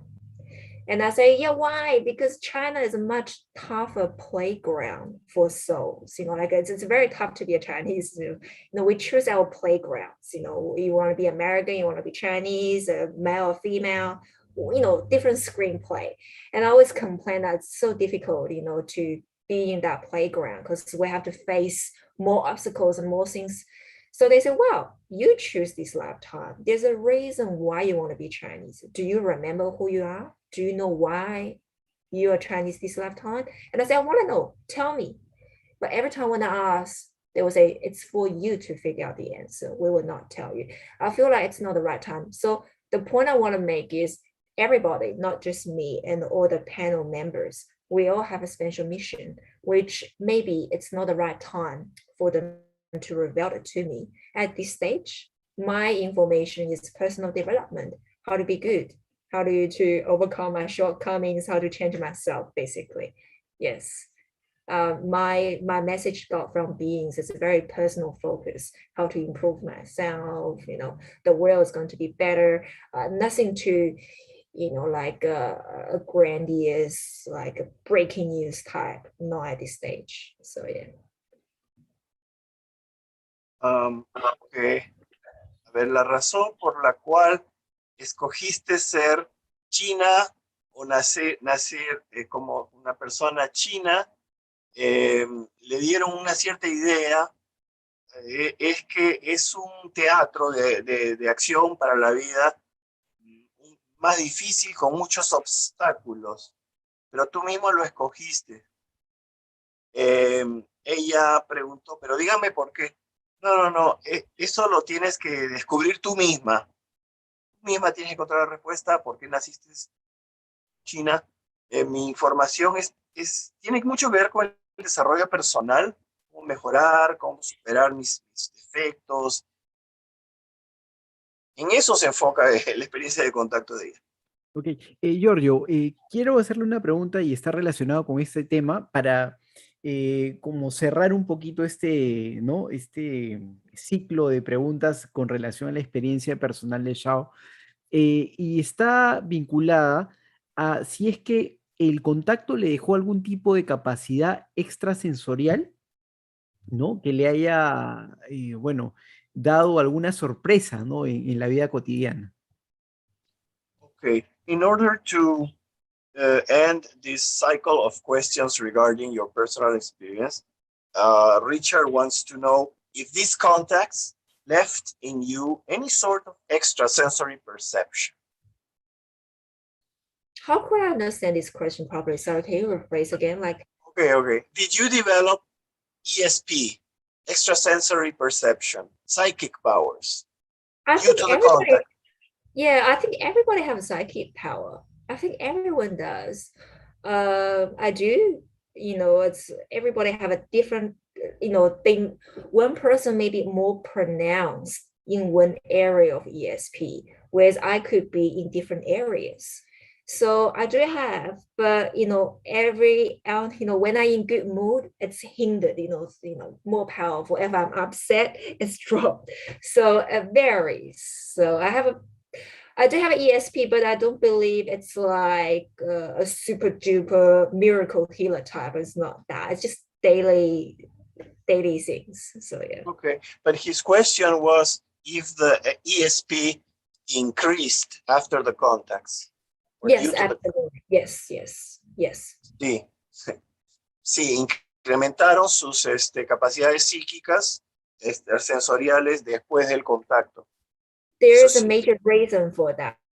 I have a speculation to answer Richard's question, because the more contact you have, you develop on the way go, and your life mission will eventually unfold on the way go. In order for us to work on our life missions, sometimes they will manipulate your genes to increase it, certain ESP. So I do believe at some level, Richard and I could be, all of us in this panel, like even the audience, our genes, DNAs are being tempered. So yes, after the contact, my ESP is increased, but I believe it happened to almost everyone. The more you try to have more intense connection, they need to let you know the message. So in order to do that, they need to mutate your gene bit in order to increase the ESP. So that's my theory. Bueno, pero una parte que no había dicho antes es que ella dijo, todos tenemos un grado de percepción extrasensorial, algunos más desarrollados en un aspecto, otros en otro. Después dijo, sí, pero mi percepción extrasensorial sí aumentó con el contacto. Y al final dijo que cree que a medida que uno tiene más experiencias de contacto, mayor facilidad también, como que te van manipulando los genes, o de alguna manera los genes se van alterando para permitir a través de estos fenómenos psíquicos también incrementar el nivel del contacto. Y que todos nosotros probablemente aquí en este grupo también tengamos algún grado de manipulación de nuestros genes, y aquí hablando de esto. Quizás inclusive gente de la audiencia. Pregúntale, por favor, ¿qué siente que cree que iba a pasar a futuro con lo que está pasando con el fenómeno de los UAP o los OVNIs? Con este escenario que estamos viviendo, ¿qué cree que puede pasar a futuro a nivel global? Okay, Rodrigo wants to know, what do you think that is going to happen in the future with the UFO scene in the world? That's a very broad question. Look, this is just my own perspective. It's not absolute truth. It's just my view. I want to make that very clear at the beginning. My view does not represent other people. I hope no offense to other people. So from what I can see, during the time of 2023 threshold, or around that, I would say end of 2022 to 2023 is going to be a major shift on our planet. It's just my speculation, okay? We will see some major change happen around the world at a physical realm. And I believe, this cycle will eventually end around that time. That means a certain population, maybe half of the population or slightly less, will be taking up the spaceship. But during that time, the government will play a game called the false flag. For the people who doesn't know what's going on, they will see all of us disappear. They may think it's a false flag, and they think it's alien abduction, but actually it's called some people call it rapture. Some people call it's being taken, extract. And then the planet is going to split apart, because in the future time, you will have a new Earth. So for the saved human population will be put into new planet, still called Earth. whereas other people who are not able to graduate from this cycle of evolution, they will be, maybe go elsewhere without say the sensitive words. So I believe we will have a trigger point to see us split into two different civilizations. One is going to progress into the next cycle of human evolution in the physical means, whereas the other half of the populations, they have to face quite severe consequences. So I don't want to really talk about what's going to happen to those people because it's going to be a lot of fear mongering things. I'm not a prophet of some sort, but based on the information I've got, based on the feedback and information I've received from others, it tends to be the bigger framework. It seems like it's going to happen. This is what I believe. The full disclosure, false flag, alien invasion, and humans, it's called the a quantum evolution, like have a mass awakening. When they talk about awakening, like a DNA activation, what they're really talking about is called a Kundalini awakening. Everything is in our gene. They will be activated at the same time. So everything happened at the same time on the same day. So this is called the event. I believe this big event contains all other smaller events. Everything happens simultaneously at the same time. People don't even have time to blink their eyes. It's just maybe in half hour, even less, 15 minutes. It's finished. It's happened. So that's what I perceive is going to happen around 2022 to by the end of 2023. I'm sorry, I should not put a date, but again, it's my view. I believe that we are so close towards this major event. On and off timelines always shift, but we're talking about in the next 2 to 3 years. Thanks. Okay, wait. Thanks. Let me get all of that. Okay, dice. Espero que entiendan que esta es solamente mi perspectiva personal, como yo creo que van a suceder algunas cosas. Espero no poder, no ofender a nadie con esto, pero les voy a decir lo que pienso. Creo que hacia fines del año 2022 y en el año 2023, específicamente, habrá como una especie de apertura o cambio muy importante en el planeta, en un nivel mundial físico. Una vez más les digo que esta es solamente una idea mía, espero que no, nada más lo entiendan así. Este ciclo terminará. El 50% de la población será llevada en las naves. Algunas personas religiosas lo llamarán el rapto. A otras personas del gobierno van a decir que es una falsa bandera. Otros lo llamarán abducción. Entonces el planeta se acelerará.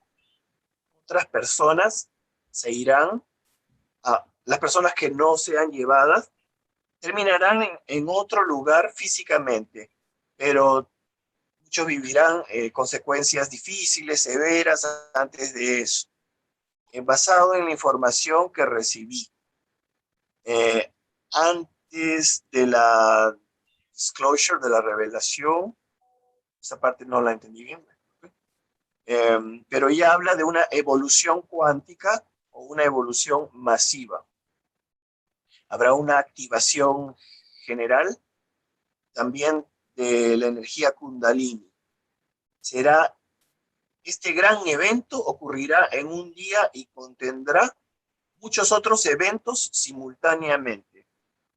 Y estamos muy próximos a esto y durante este evento cambiará la línea de tiempo. I can share one thing. I hope my alien contact won't be upset because I don't know whether I should share this or not. There's a reason I believe 2023 is going to be a major change. Back in 2016, one day I was lying on the bed, I got a flash at my third eye. I saw a being.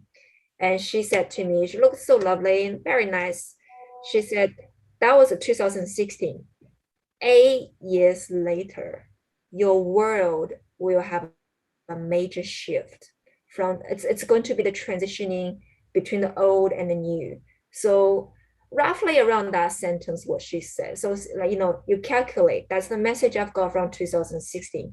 8 years later, so roughly around 2023. So based on the information I've got, not just one, but multiple, places, it seems like to indicate we're so close towards what's going to happen, either 2023 or 2024. I really don't care. But as you can see, it's just months difference, a few months difference. What I'm saying is we're so close towards this major event. We really need to work on ourselves, to finish the unfinished business in our own life. People we don't like, maybe it's time to apologize. I did some wrong before, Joe Blow, I'm sorry. Can we make amends? That's just to finish the quantum entanglement between me and other people. If I don't want to change it, how could I change myself? In order to graduate from this cycle, my soul need to finish the soul evolution. So that's the message I want to let the audience know, to resolve all the unfinished businesses in your life. Could be apologize to someone, to fix a relationship, or fix on yourself. Anything that's just so important. People need to work on themselves. Ok. ¿Qué me lleva, dice ella, a pensar así? Sucede que en el año 2016 hubo como un flash donde yo estaba, una iluminación, y se le aparece un ser. Se le apareció un ser. Y este ser simplemente le dio un mensaje que decía: 8 años más tarde, tu mundo tendrá un cambio importante. Entonces, 8 años más tarde podría ser el año 2023 o quizás unos meses después llegue al 2024. En realidad no importa porque es muy cercano. Pero de todas maneras le indicaron que algo muy importante iba a suceder y que estaba cerca, muy cerca. Lo que ella recomienda es que terminemos de aclarar los asuntos no resueltos en nuestras vidas, a las personas que tengamos que pedirles disculpas por lo que hemos hecho, nos disculpemos con ellos, etcétera, para podernos graduar de este ciclo. Además, sí, arreglemos nuestras relaciones, dejemos las cosas claras y así. Can I ask you a question? Le voy a preguntar. Claro, adelante. Okay, this 2016 flash where did it take place? That thing happened in 2016. She said 8 years later. But where were you? In your room? In your In my room. house? Yeah, in my room. Okay. Ya, estaba en su habitación y hubo un flash, se le apareció un ser que era femenino y le dijo lo que 8 años después iba a suceder un gran cambio en el planeta. Excelente. Mira, Giorgio, dentro de todo ese contexto, bueno, hay mucha casuística, muchas experiencias de personas que nos han relatado justamente algo similar, ¿no?, a la experiencia de Shao. Yo le quisiera un poco preguntar, para ir pasando a otro tema, porque me pareció muy de lo que nos dijo en torno a los mensajes que le plantearon estas entidades. Pero yo quiero preguntarle algo de ufología dura, ¿no? Algo como, y quiero comenzar con esto, ¿no? ¿Qué opina sobre la actual carrera aeroespacial del gobierno chino? ¿Qué es lo que se sabe? ¿Qué datos nos puede proporcionar? Bueno, que los pueda comentar. Porque se habla mucho en el sentido de que, bueno, ellos están, por un tema cultural, ¿no? Lo tienen bien arraigado, ellos necesitan esa conexión con el cosmos, ¿no? Necesitan llegar al espacio, por ejemplo. Entonces, a partir de eso, desarrolla el concepto que los está llevando hacia una efervescente carrera aeroespacial con otros países del mundo, ¿no? Okay. What Richard wants to ask you is what do you think about the aerospace race of the Chinese government? Because it is said that culturally speaking, there is a great need for a connection with the cosmos in the Chinese people. And could this be behind the space race, the efforts to go to space? What would you say? Let me put this way. Let's use US as example rather than use China, okay? I always view them differently. People always talking about America, Americans. I always say that, hey, hang on a second. American people are lovely. I have American friends that are friendly, but American government behave differently. So when we talk about this topic, I want people to differentiate the difference between the government and the people. You always have a lovely people who get along with everyone, grassroots people, but you always have governmental agendas, which could be not always in the best interest of civilians. So not just for America, but happen to all other major governments. So I hope that my example answered your question about the Chinese, space race against US.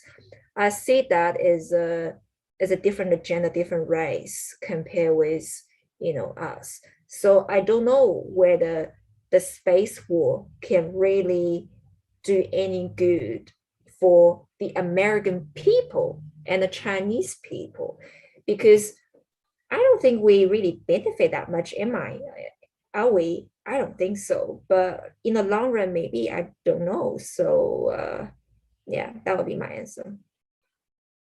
Okay. Dice que utilicemos a los Estados Unidos como un ejemplo. La gente de Estados Unidos son simpaticísimos, buenos, muy amorosos, pero los gobiernos se comportan diferente. El gobierno de Estados Unidos también puede tener agendas que no siempre representan los mejores intereses de los civiles. Es diferente, pues, la agenda de los civiles de la agenda del gobierno. No sé cómo una guerra espacial sería buena para los Estados Unidos o para los chinos. Creo que no entendió bien la pregunta o no. Let me rephrase the question. Because what Richard was saying is that maybe the Chinese have a special relationship with the cosmos. And that how could this relationship be influencing the government space race? Willingness to go to space and develop space technology. That was his question. I'm not sure if you answered it in that sense. Yes. I think I can just use one sentence to answer that. That is less control. Let the grassroots Chinese people to run their show. Really, that's the key sentence. I see a lot of suppression and social conditions in China and other countries that tell you what you can, you can't do, what you can say, you can't say, which direction you can take. I think the best way for Chinese to connect with the cosmos is just less control, less condition, just let us do it. It's like a Nike's famous logo, just do it. We want to have that connection with the cosmos spiritually, and how we're going to have a better, a relationship with the cosmos. Eventually, it's going to benefit for my brothers and sisters in Latin American country, because everything's connected. But in order for us to have that spiritual connection, to have the next cycle of evolution, we just wish there's a less control, there's a less suppression, there's a less social conditioning on the Chinese people. so that we can do whatever we need to do. The plan, the mission, and everything is there. We just want to have less obstacles from those people. So let things to run freely. Ok, bueno, dice que en realidad el gobierno o los gobiernos deberían dejar que la gente, digamos, desarrolle lo que tiene que desarrollar respecto a su relación con el cosmos. Más que los planes del gobierno, lo importante es que la gente le dejen la libertad para poder relacionarse con el cosmos según ellos, digamos, tienen sus orígenes. O sería, con esa libertad sería la mejor manera para que la gente se conecte con el cosmos. Y esto podría beneficiar también a mis hermanos de Sudamérica, Latinoamérica, un menor condicionamiento social de parte de los gobiernos. Ok. Bueno, dentro de eso, me parece interesante tocar este tema, ya que estamos hablando del manejo del gobierno con relación al tema OVNI. Hace, bueno, serán 2 o 3 meses atrás, salió publicada una noticia que yo creo que iba de la mano con el informe preliminar del UAP Task Force, ¿no? Donde se habló que eventualmente el gobierno chino estaría utilizando algún tipo de inteligencia artificial para investigar casos UAP, ¿no? Dentro del territorio. ¿Qué detalle conoce sobre este tema? Okay. About 2 or 3 months ago, there were news, news related to the new UAP task force that the Chinese government also had something similar, researching UAPs or UFOs, but they call them different, right? That they were using artificial intelligence to research this. What can you tell us about it? Do you know anything about it? Interest? I think they want to use that topic called the UAP now, they call it, as sort of a political game or kind of bargain, sort of counterintelligence attack on each other. From the US, they got a UAP report. When you read the report, it's such a vague sentence. What they actually say is that we don't know what that is. We only know that it's a unknown source. The reason why they want to say such way is they want to plan what's going to happen in the future. So they can push on to, give the direction and say, oh, Russia and China made this. That's why we want to get more funding for military purpose. Or they can change the direction, say that actually, you know what, just use that as a good excuse to pave the way for the false flag alien invasion scenario. So they will say, that's actually alien. But guys, I told you already, because according to this matrix rule, before the deep state do anything, they need to disclose to us in some form of way. But the Chinese view that is kind of attack. They will say, no, we don't know what that is. It's not from us. So what I can see is it's lesser involved in UAP. It's more about use that as a good excuse for both nations to get more funding for their military race. So they will say, China will say, oh, look, we don't know what that is, but we're just going to get more funding for this and that. So, but again, it's quite political, and I don't know too much. I think it's, I don't know precisely what they're doing with that. So, yeah. Ok, ya. Bueno, dice que ya no conoce mucho de esto, pero cree que el sentido que le están dando de todo esto es político. Utilizan este tema como para negociar con las temas de inteligencia y contrainteligencia. Por ejemplo, cuando salió este reporte del DNI, ¿no? Del OVNI, de los UAP Task Force al Congreso de Estados Unidos, que decía, ok, no sabemos lo que es, pero es algo desconocido, ¿no? O sea, casi no dijeron nada. Lo que van a utilizar respecto a lo que está sucediendo en China o en Rusia será para promover un escenario de una falsa bandera, de una invasión alienígena, para reforzar el pedido de fondos para poder militarizar el espacio. El Estado profundo, antes que el Estado profundo revele más cosas, tienen que ya empezar a hablar así. Para estas naciones lo podrían utilizar con propósitos políticos y militares para obtener más fondos. No conocen mucho del tema porque cómo es que China está manejando. Ok. Rodrigo, Viviana, ¿alguna pregunta? Y Giorgio, también, si quieres agregar algo, de todas maneras, siéntete libre, por favor. Sí, sí. Viviana. Sí, yo tengo una pregunta. China tiene dos corrientes religiosas, que es el budismo y el cristianismo.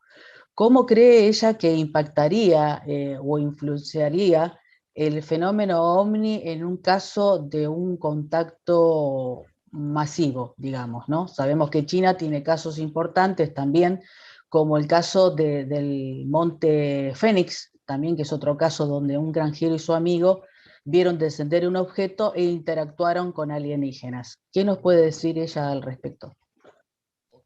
Más bien taoísmo que cristianismo, ¿eh? Well, China is influenced religiously by Buddhism, and she mentioned Christianity too. Taoísmo. Taoism, maybe too. Well, how would a massive UFO contact influence the Chinese society in terms of these religions? And also, she mentioned that China has important known cases like the Mountain Phoenix. China, there was UFOs. How would a massive UFO contact influence religious?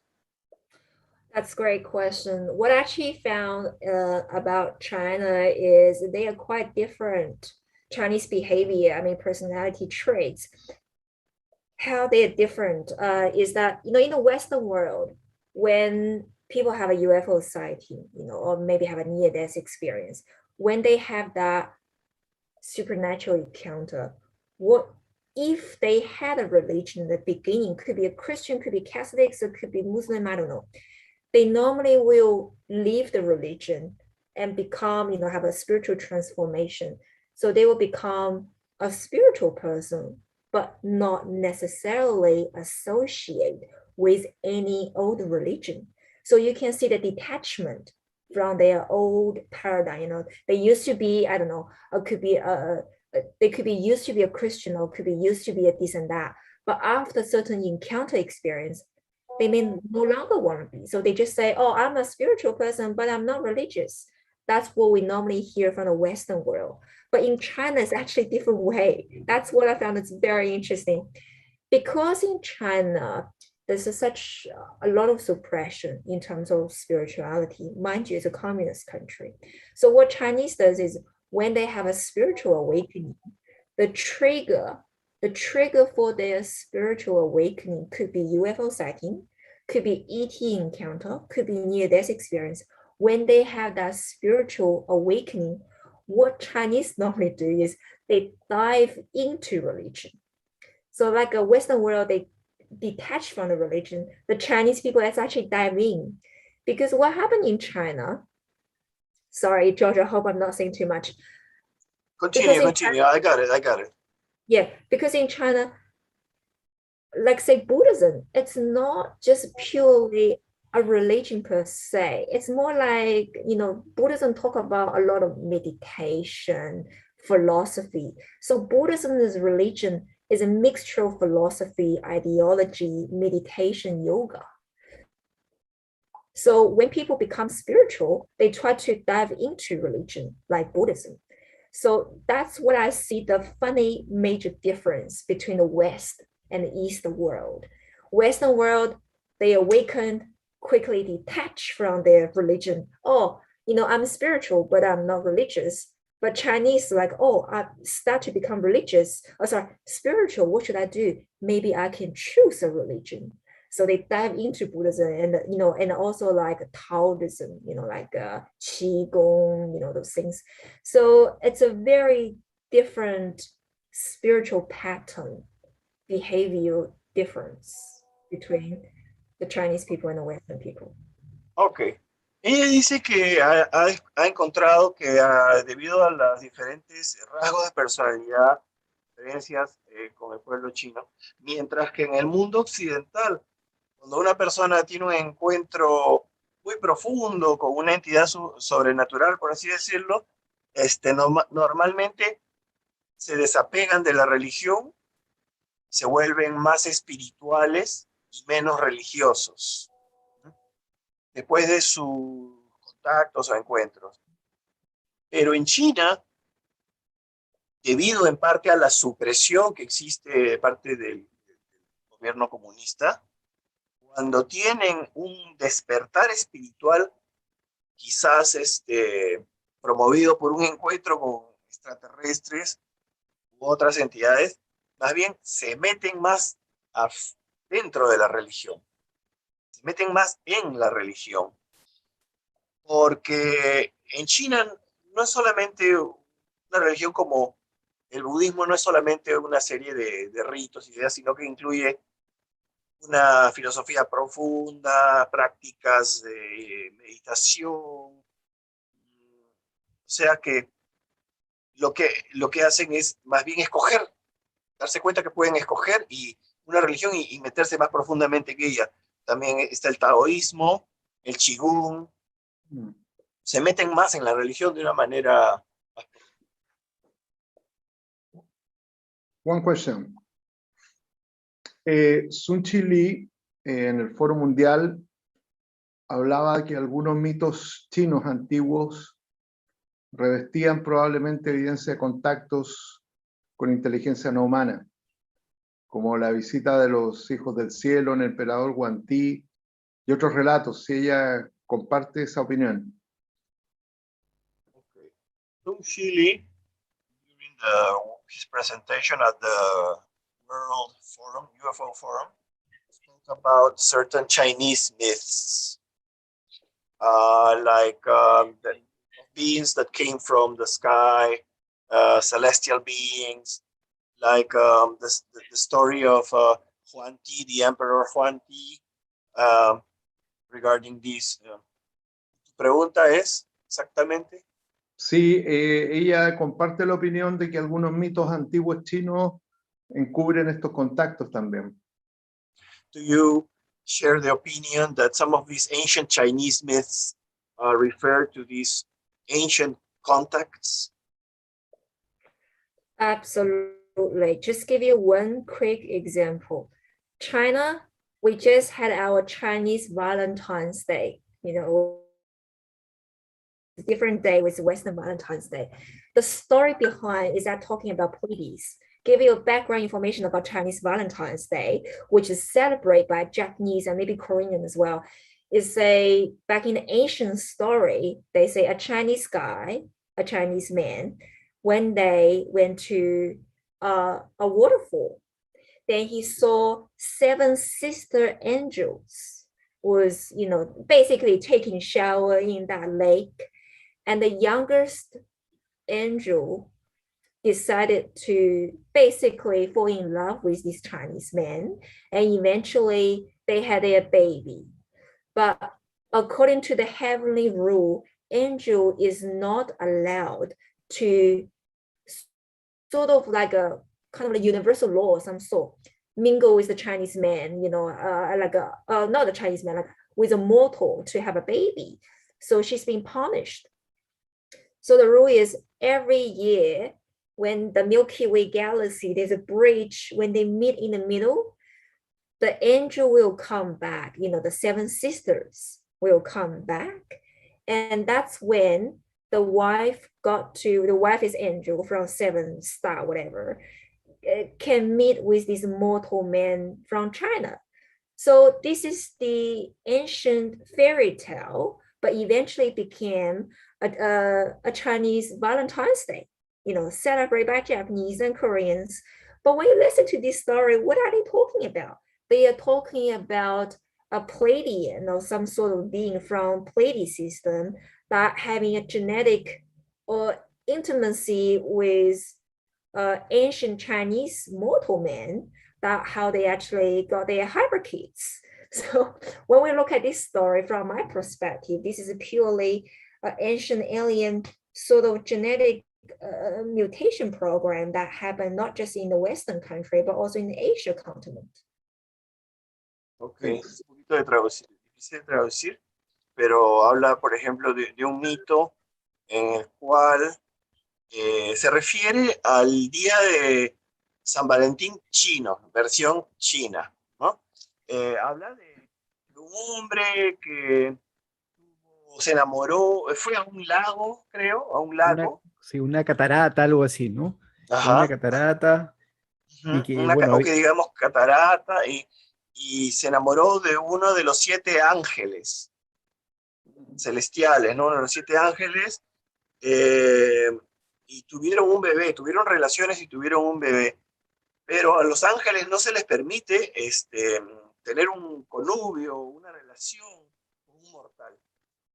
Entonces, esto se conmemora, dice que una vez al año hay una cierta posición de las estrellas en la Vía Láctea, que se encuentran en un punto, en el medio, no sé dónde, en la cual se regresan estas 7 ángeles, ¿no? Y se vuelven a encontrar con este hombre, este mortal de China. Por lo menos uno de ellos en particular. Uno de ellos. Una. Para ella, para Shao, estamos hablando de una especie de intimidad entre los pleiadianos, 7 hermanas, ¿no? Y un hombre de la antigüedad en China. Probablemente esto tiene que ver con especie de modificación genética en la antigüedad. Thanks. Excelente. Y bueno, hablando de este tema vinculado con los mitos, ella conoce aparte otro relato que podría tener relación con lo que nos acaba de contar, ¿o es el único que existe en la cosmovisión china? Okay. Richard wants to know if you know any other narrative or story or myth in the Chinese cosmovision regarding a possible extraterrestrial. Sorry, I can't hear you. I lost you for 30 seconds, George. Okay. Could you repeat Richard, again? Yeah, Richard wants to know if you know any other narratives or ancient myths that may have to do with ancient extraterrestrial contacts. Yeah, we have many similar things. There's an alien race called Dropper. Apparently, we got all the evidence carved on the cave wall, those like a very ancient Chinese. We're talking about a few thousand years ago, everybody's living in a barbaric tribe form. So they've got those like a painting in the cave where they talk about the story of alien landing and how the alien communicate with their tribe, the mortal ancient Chinese ancestors, teach their star knowledge, where they came from. Funny you asked that. Another thing I want to share, that through my interaction with a lot of Chinese people, I found people from the Canis Major, beings from Canis Major, like Syrians, seems have a quite strong influence in the Asia continent. So a lot of people I met in China is like, oh, what's your connection? Because I'm always very curious. They say, oh, I'm the Stasi from Syria, this and that. It seems to me, I could be wrong, but just my limited perspective, Syrians, the being from Canis Major system, have a very strong influence about their alien experiment of some form in the Asia continent. but you heard a lot of the Pleiadians and Pleiades, a lot of those stories from Western world. So I wonder maybe for different continent, different alien race perform not just genetic mutation on human beings, but also social engineering, the culture influence. It's also come with it. So when we're talking about alien influence on humans, we need to think about it's not just Asians or Caucasians per se as a physical level, but also the influence of culture, social conditioning, ideology as well. So that's something I want to add on. Ok. Sí, existen varias leyendas o mitos que podrían relacionarse con el tema extraterrestre. Por ejemplo, en China tenemos los dropa.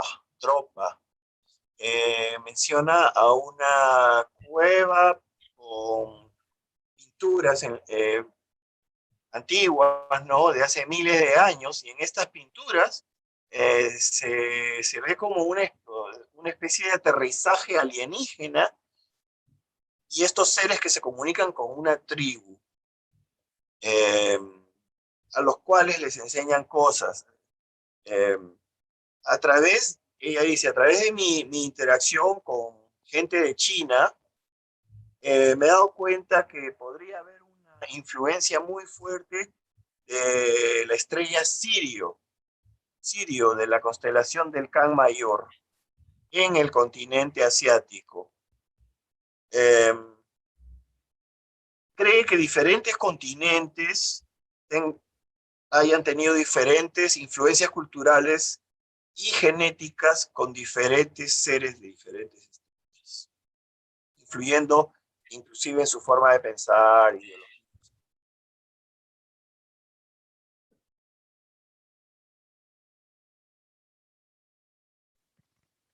George, have you got any Richard. questions? Oh, perdón. Or Sí. you want to have a chat? Like you've been a wonderful interpreter, so I was wondering if there's anything that I could respond to your questions as well. So Shao, quería preguntarle, Giorgio, a Shao, ¿cómo se maneja la comunidad de investigadores, si es que existe una comunidad de interesados en el estudio y la investigación del fenómeno OVNI en un país comunista? Okay. ¿Cómo se comunican? Si ahí hacen eventos, cómo se interaccionan, cómo intercambian materiales, casos, informaciones. Okay, Viviana wants to know how Chinese ufologists communicate with each other and hold conferences or exchange information in China under a communist regime. I've got a very mixed opinions, to be honest. On one hand, the older generation, there's a lot of ego in place, association, they try to be, I'm the guy, I'm the guy who knows everything. A lot of ego involved. There's a less collaboration, but more about hierarchy. Once you get into a UFO association sort of structured institution, you will see people fighting for the position. Like, I want to be the vice president, or I want to be the secretary of this. So a lot of politics, a lot of backstabbing, sabotage, not really much efficiency or actual work being delivered. That's what I can see, to be completely honest with you. Because I always say, okay, leave politics aside. What have you contributed to the Chinese, community? Have you got your paper? Have you got your thesis paper? Have you got this? None. A lot of politics. This is one side. I'm not very happy with that. I can tell you the truth. And you got lots of jealousy. When I run my conferences in China, the people I don't even know very well, they got really jealous. They even call the police, try to ruin our conferences. You got people like that for no reason, because they're just jealous, or they think who you are, you're just a young bloke, new kids on the block. Why would you be famous? There's a lot of, ego in place. This is one side. on the other side, I do see a lot of collaborations, to be honest, but these collaborations are a lot to do with the younger generation. Not because I'm young, that I always compliment on the young people. That's not true. From my own experience, the younger people tend to work together. They focus less about your position, my position. They more focus on, you got a video, could I share? I've got a video, could I share with you? What can we do together to make things happen? And the younger people, they also know technology much well than the older generation. So they have their own platforms, like what Rich and all you guys do, panel discussions, where the older people, they get upset because they feel like they start to lose respect in the field. So they try to be very hard on the younger generation in the community.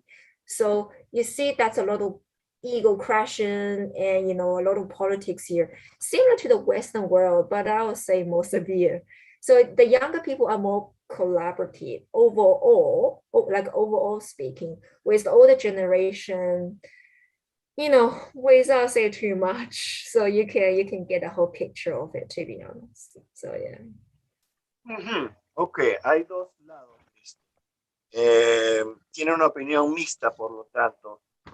La generación más antigua, hay menos colaboración, hay mucho ego, se preocupan mucho más por la jerarquía, por la estructura, por las posiciones en la organización y no hacen mucha investigación. ¿Okay? Tienen muchos celos, no tienen mucha eficiencia. Cuando ella organizó una conferencia, algunas personas de la generación anterior llamaron a la policía, ¿no? Pero el otro lado es que sí hay más colaboración en la generación más joven. Tienden a trabajar juntos, a compartir videos de forma abierta, también conocen más la tecnología, mientras que la gente más vieja siente que pierde el respeto y son muy duros con la generación nueva. La generación nueva de ufólogos es mucho más abierta y comparte y todo. But I have to say, sorry, even though it's just very broad overview, there are quite a few older generation ufologists in China, they are quite respectful. I'm not denying everyone. I'm just saying, this tend to be the traits in the Chinese UFO community. But also I think it's a different mindset. I want to share another thing, George. It's not responding to the panel's question, but there's one point I want to share. After I joined, diving into the Chinese UFO community, what I found really fascinating are two things. First thing is Chinese, the way how they respond to their contact experiences are so different compared with Western people. When the Western people, like say, I don't know, American or Canadians, or even Aussies, Australians, when they have a profound contact experience, what they normally do is get online, have a chat with their friends. Like, oh my God, let's just do a YouTube show. They talk about it. There's a lot of willingness to talk. This is the personality traits of Western culture. They want to be outspoken. They want to share. So they do record their conversation, what you think, what I told, So when it's recorded, they upload it on YouTube. Everybody can watch, have a discussion.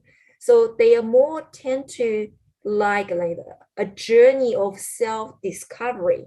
I talk to you, what do you think, what I think, and how could I improve, and what, it's a journey of self-discovery. Whereas in China, it's actually different. When a Chinese have a very profound experiences, they try to be more reserved. So there's so many times when I'm in China, I say, guys, my name is this and this. I step forward, I need to share. but I'm encourage everybody, step forward, your experiences, share with others. But every time when I push the disclosure movement in China, there's a lot of pushback because the emails I've got, I got hundreds of emails. The Chinese are, you have no idea, this has happened to me, da da da da da. And I say, great, why don't you just share, just share on the platform, just talk about it. They will say, oh, no, I don't want to share. I don't want to share. And I said, why not? Why not? And they say, part of the reason could be political reason, political control, which I talked about at the beginning. The second reason, I think it's more important, is to do with the Asians, especially Chinese and Japanese too. We tend to have a more reserved personality traits. When they have something happen to them, they want to fit in the social norm. They don't want to be viewed as a bizarre or weirdo, they try to be reserved. So that's why disclosure movement in China, especially from the grassroots level, is very challenging. It's very hard to push. I have to face not only the political suppression, but I have to also to face the reality that in China, this is the social conditioning. People doesn't want to come out. So I have to push with my friends. It's very challenging. So it's about the culture thing. Ok. Ok. Lo que quiere acotar es que lo que expresó anteriormente no se aplica a todas las personas, porque también hay personas de la generación anterior que sí comparten y son más abiertos y esto. Pero en términos generales, pues era como ella dijo, ¿no? Ahora, dice que hay una diferencia interesante entre las personas que tienen experiencias profundas de contacto en China, en el occidente. Es fascinante, dice, cómo responden diferente tanto en China como en Japón también a la experiencia de contacto. Mientras que en el occidente las personas tienden a querer compartir, a contar, salen en línea, tratan de hablar acerca de esto, como si estuvieran en un viaje de autodescubrimiento, queriendo saber lo que otras personas piensan al respecto. En China son más reservados. Y existe una reacción en contra de la sugerencia que ella les da de que compartan. Entonces, por lo tanto, en China, el movimiento de bases, la revelación de estas cosas, es más difícil porque la gente no quiere compartir. En general, no quieren compartir. Son más reservados, son rasgos de personalidad más reservados, es más difícil. Y no solamente por digamos, el efecto que el gobierno tiene políticamente también, ¿no? Sino por la misma forma de ser de esos rasgos de personalidad, no quieren compartir. No quieren ser diferentes, no quieren ser raros. No comparten tanto como nosotros. The second point I want to make is a very positive, because I talk about too much negativity, about the Chinese UFO community. There's one positive trait in China I want to highlight. The younger generation I saw, got those emails, and even I met quite a few of them when I held 2 successful conferences in China. Those Chinese, the younger generation, I'm talking about junior high school, uni students, very young age. I tend to find that, they are very different compared with what people believe what, the Chinese should be. Because Western people always have a very fixed mindset about Chinese. Because they read CNN news and ABC and those, they have a very fixed mindset about Chinese. But when I went to China, how those conferences, especially UFO conferences, I want to see what's the major difference compared with those younger generation with, people on the streets. What I found is, oh my gosh, the alien hybridization program in China is actually very successful. So many Chinese, I saw the younger generation, funny enough, a lot of younger generation attend those conferences. they look quite different, you know, to the stage that you feel like, come on, you're not human, you know, their facial features and thing, you know, like you can pick up those distinct difference. I'm not saying that they are not human beings, they are, you know, Chinese, you know, but they, from my perspective, they are highly hybridized Chinese. So I feel like there's a very big focus for those alien race. I mean, I don't know which precise groups, could be so many different alien groups. There is a large hybridization program that is happening right now in China.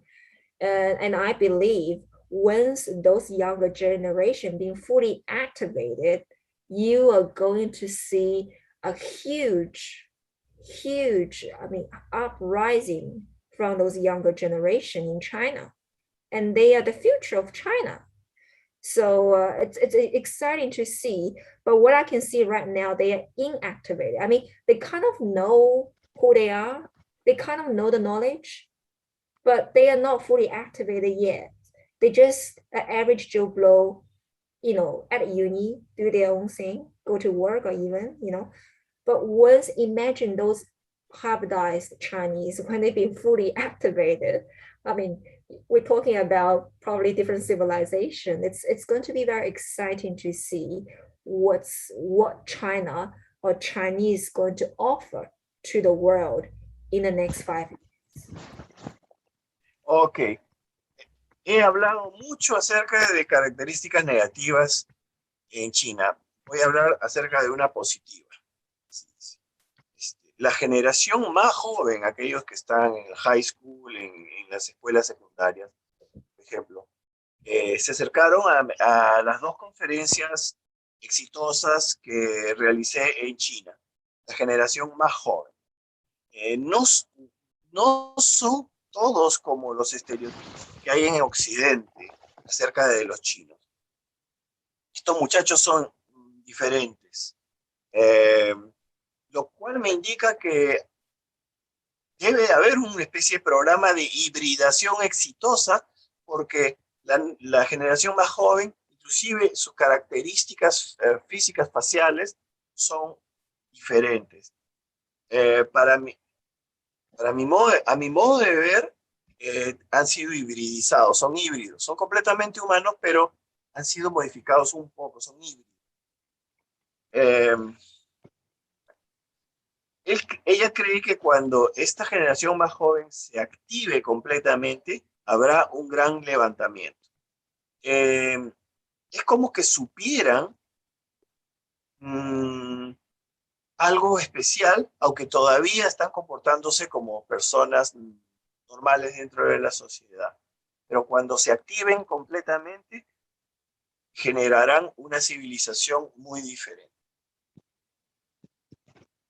Giorgio, sobre este tema en particular, hay no sé, un comentario que alguna vez escuché sobre los requisitos que debería tener un ufólogo en China. O sea, mucho se habla de que deberían tener una carrera vinculada a la ingeniería, ¿no? al diseño aeroespacial y cosas de esas. O sea, ¿esto es real o es solamente un rumor? Okay. Richard heard that there were requisites to become ufologists in China, such as a career in engineering, or perhaps in aerospace development. Is this true, or is this a false rumor? Can you repeat the question again? I don't really catch, sorry. Okay, to become a ufologist in China, is there a requisite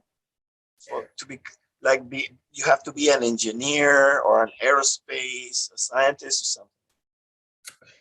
You know, I used to be one of the directors of the Chinese UFO Association. So it's a quite high up position, but it's a lot of BS, ego, politics. So I resigned from that position. According to those associations, because it's run by the much elderly age, they do. It's not really quasi-governmental, but it's more like a civilian level. But they want to have that sort of like a very polished look.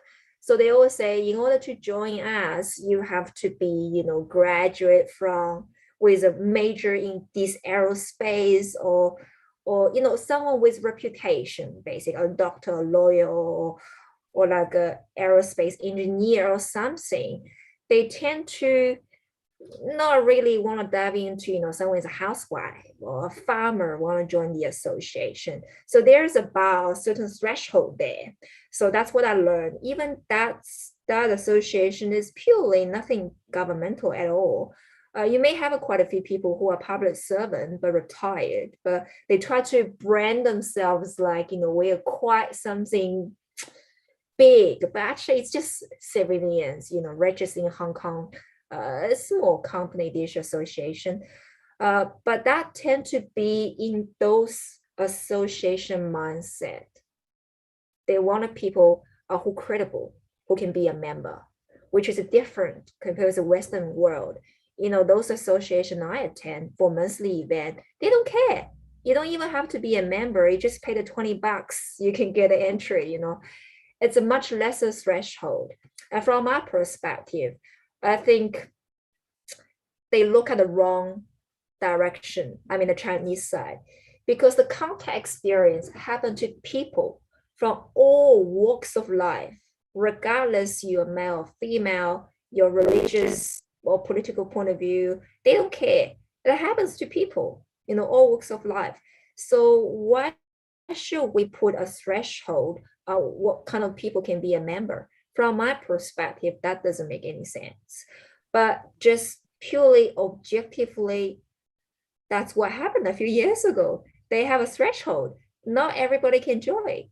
They try to be, you know, they try to paint the image like, oh, look at us. You know, our association is some kind of very high classy, you know, sort of like a serious researcher. But actually they produce no research papers. That's what I thought is quite hilarious.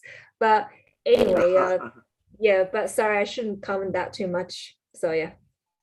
Ok, bueno, básicamente sí. Ella fue directora de la Asociación Ufológica China, y ahí vio esto, sí, se pedía, se prefería que las personas que se unían a esta asociación tuvieran pues alguna carrera como doctor, abogado, ingeniero, científico aeroespacial. Había como una valla salvar, que tener un cierto nivel profesional para poder ser parte de esta asociación. No le gustaba, por ejemplo, admitir a granjeros, campesinos o a amas de casa que no tuvieran estas carreras. A pesar de que la asociación era una asociación civil y no gubernamental, sí, pues ponían estas vallas. Tenían una necesidad de tener gente creíble en la asociación. Pero es muy diferente a lo que sucede en el occidente, dice. De su perspectiva, no es necesario, porque los encuentros con ovnis pueden sucederle a personas de cualquier, digamos, nivel, vida y carreras profesionales o no. Y lo curioso de todo esto es que, a pesar de todos esos requisitos, no producían ninguna investigación, ningún papel, ningún artículo, nada. A pesar de que en sus organizaciones, en la organización esta, habían tantos profesionales, no producían investigación.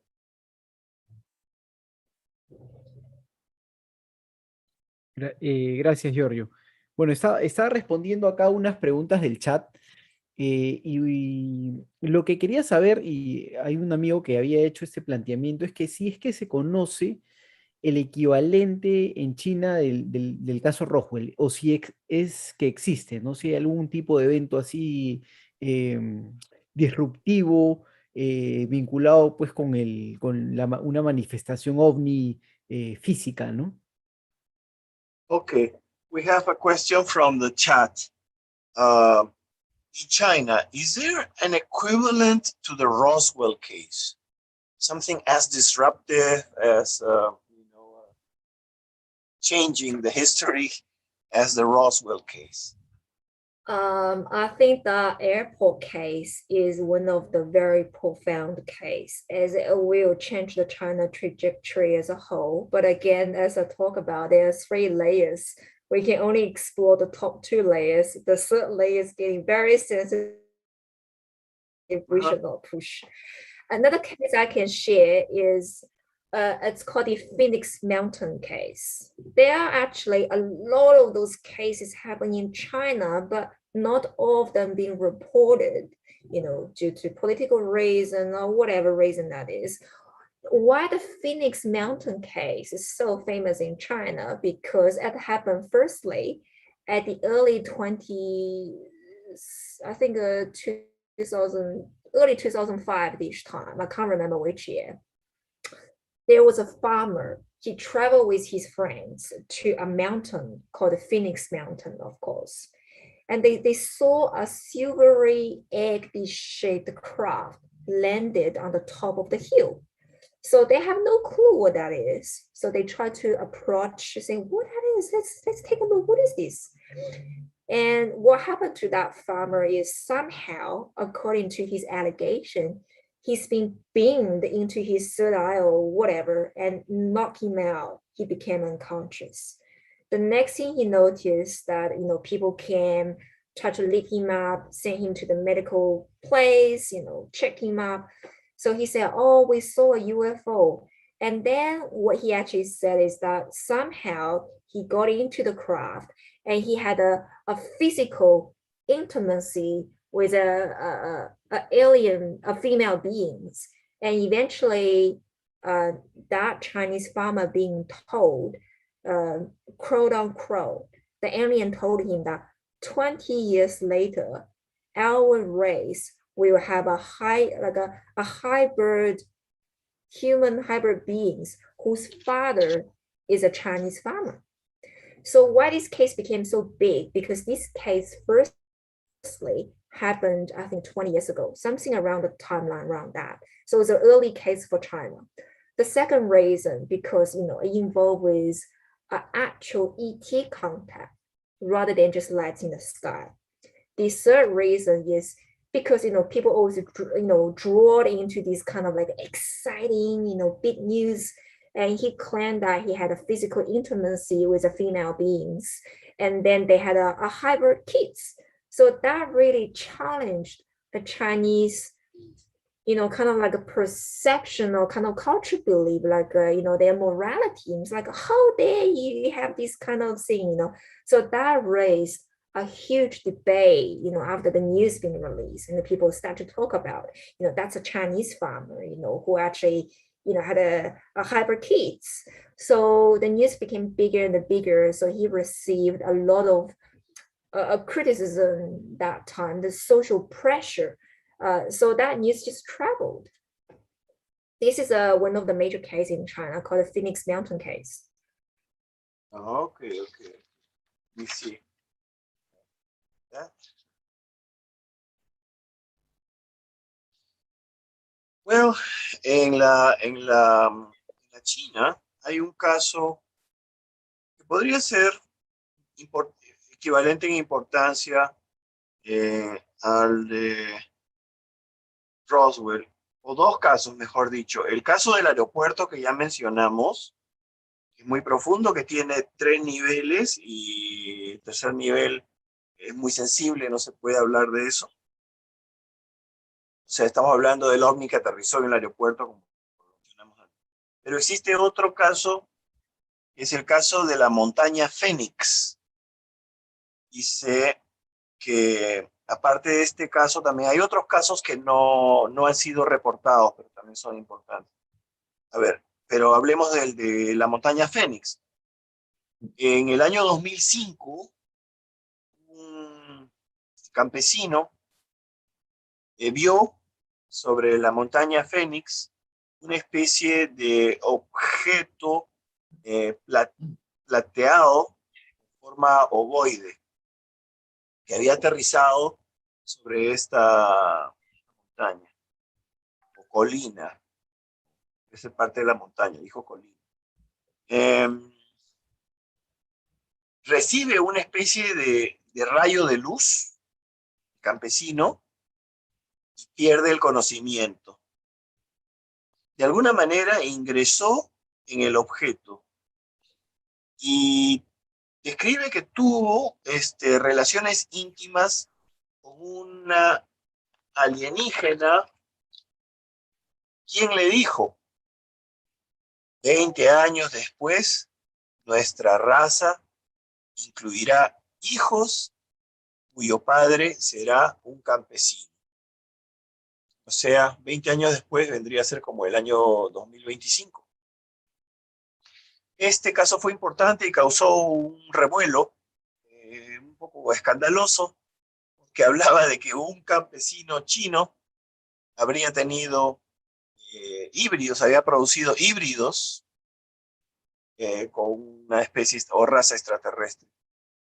Y dice que hubo mucha presión social en torno a estas declaraciones. Caso. Bueno. Bien. Consulta. ¿Qué siente ella que todo este camino, es decir, en qué ha contribuido para su vida el estar en este mundo de los no identificados y de todo lo que le ha pasado? ¿Qué siente que ha contribuido en su vida?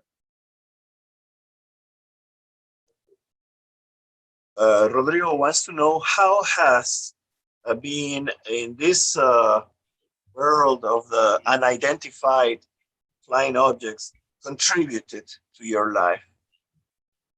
How has this contributed to you? Thank you. I think it's a great question. I think the UFO and ET contact really transformed my life in a very positive way. Firstly, there's quite a few layers. The first thing I noticed that I have learned philosophically and by asking myself a question, are we really alone in this universe? You know, those things really change our perception and think about how do we as humanity should position ourselves in these galaxy civilizations. I think it's time for us to drop ego. Back in ancient time, we always think, you know, all the stars and suns, you know, rotating around us were the center of the universe. But when you think about it, it's a very egocentric belief, and how arrogant as a human being to think such a way. At least from the ET and the UFO encounter, what taught me is how much I don't know, and how to shorten the gap about how much I don't know. That's the first point from a philosophical point of view.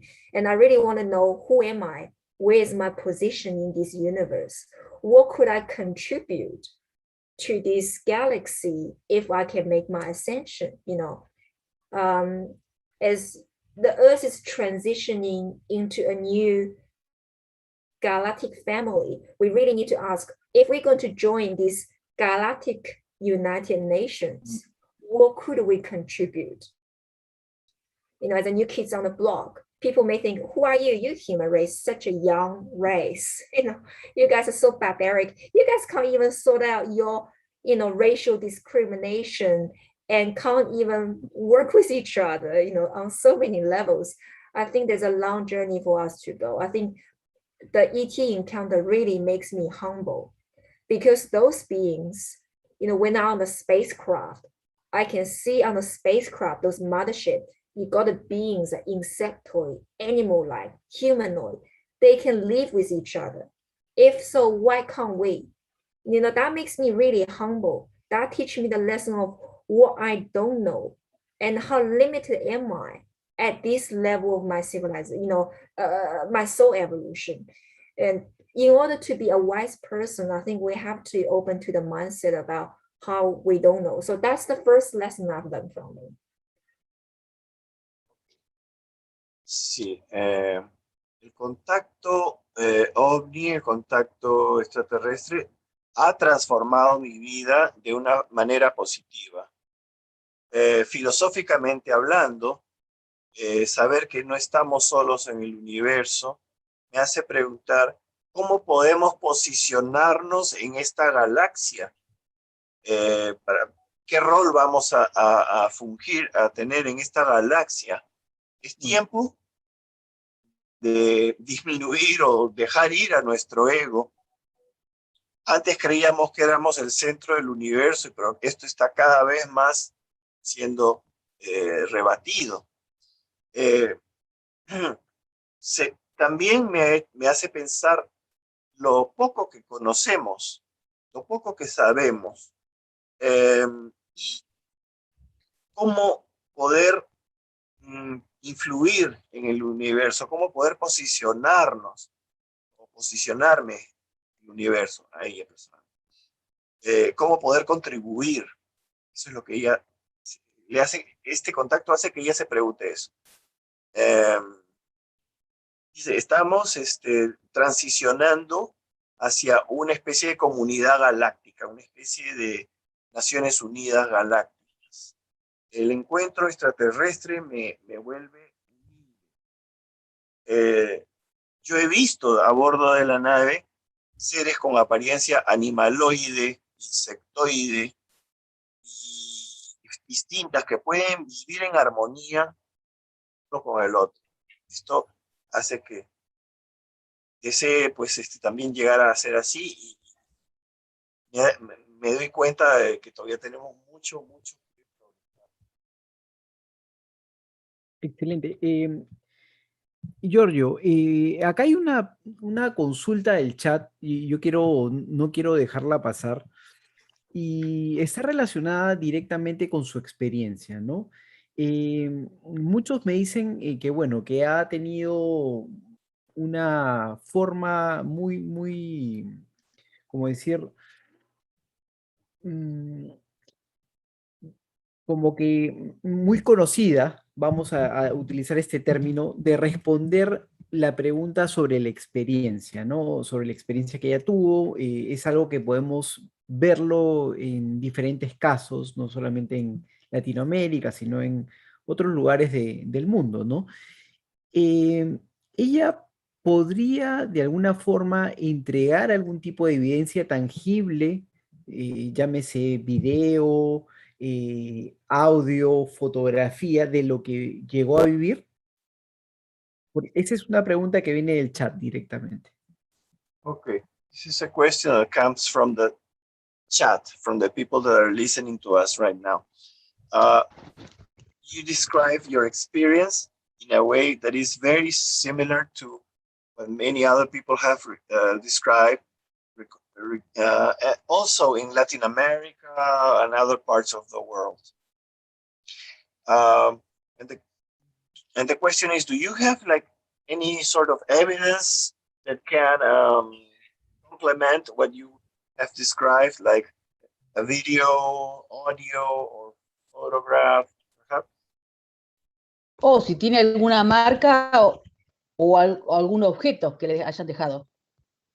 Or if there is algún obsequio, un souvenir. An object or like a souvenir that was bequeathed to you, or maybe you have a physical mark or symbol or something, some sort of evidence. I would like to say this. In order for a case to be established or to be proved at a court, like a legal, legal person go to court, they need two things. One, witnesses. Do you have a witness of a certain case? Second, do you have a physical evidence to prove the case? In this case, me and millions of people on this planet are having this experience. This is undeniable. This thing is real. So you ask for the evidence to validate my experience. I can tell you my own encounter experience, my validation is one of the best evidence because it's a witness statement. It's my personal encounter. That should be admissible to the court level, right? The second thing about the physical evidence, you may have heard about there's so many cases of people having those objects they show in the media. And what happened to them?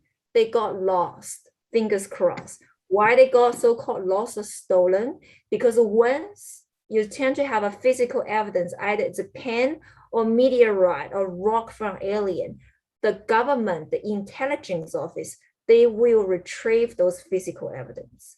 So there are many cases that do have physical, tangible evidence, but they all being extracted by the government because they don't want you to have those physical evidence. But having said that, if you don't mind, I'm going to expand the audience question a bit, is how are we going to prove, not just Shao Ma level to validate my experience, but how do the humanity going to prove that these UFO ET encounters are the real thing in our civilization? I think it's very simple.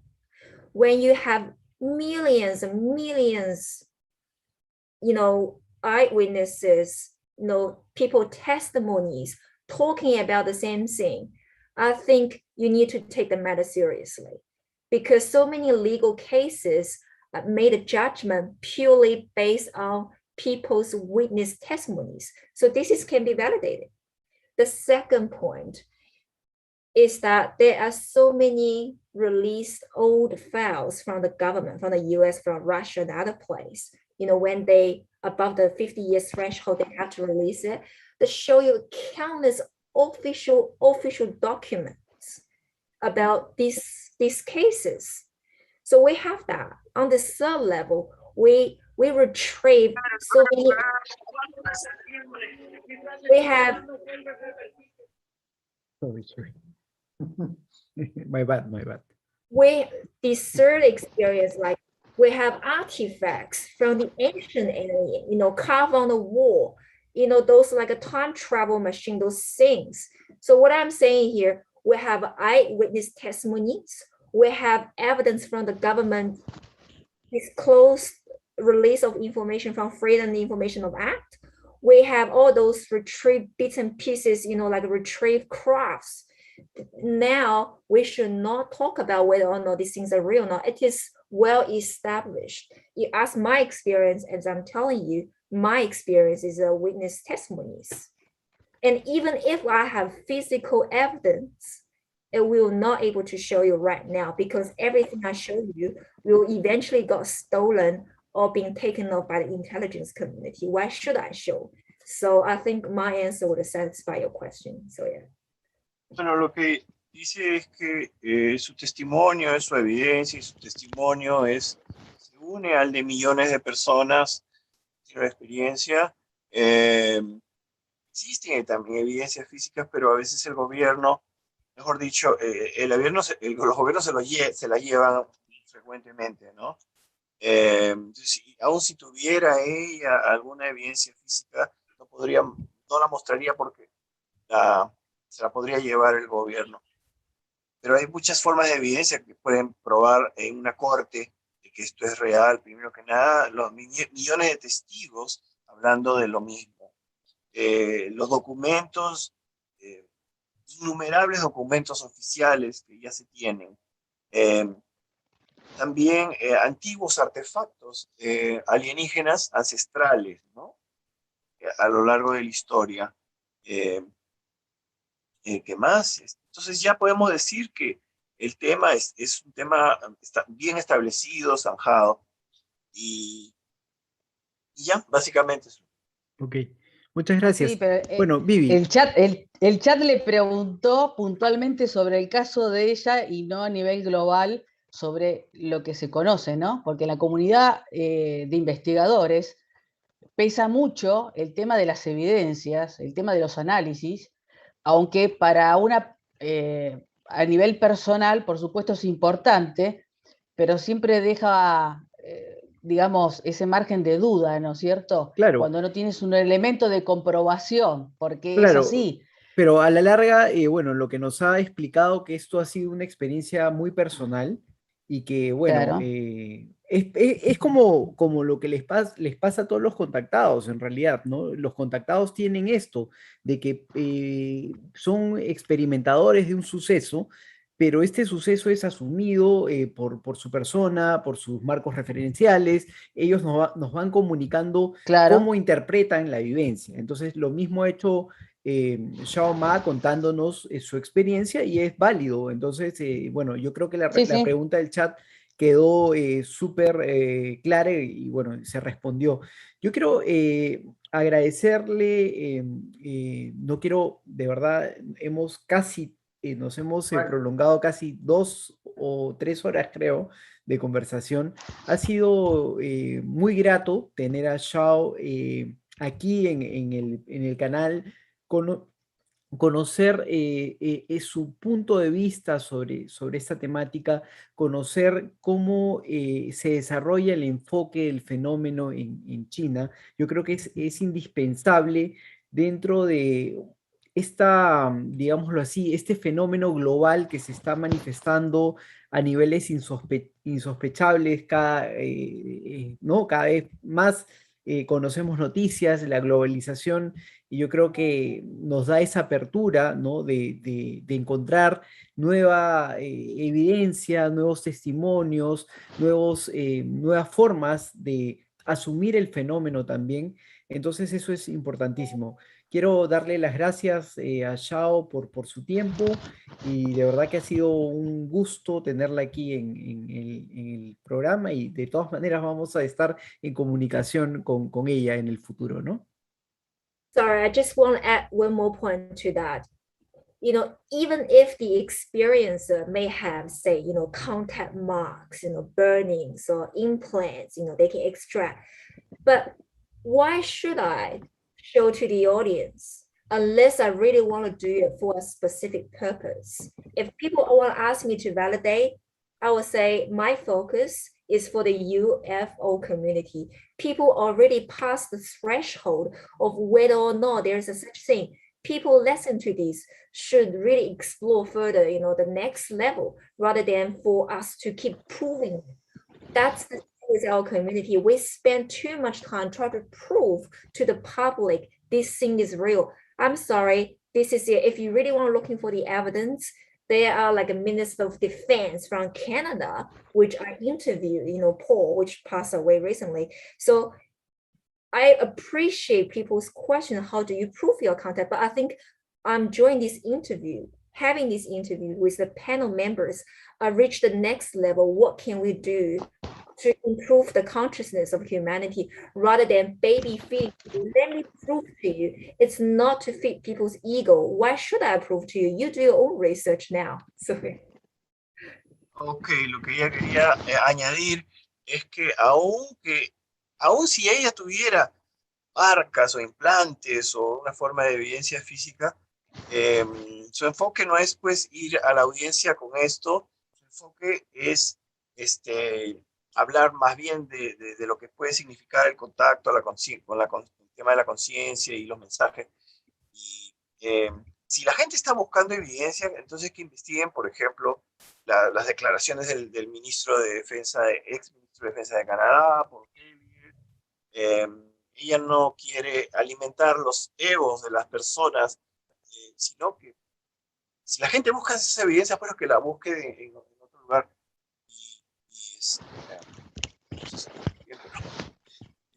Más o menos, claro. Eso es lo que se contó al final. Y entonces le traduzco a ella lo que tú dijiste antes. Gracias. Ok.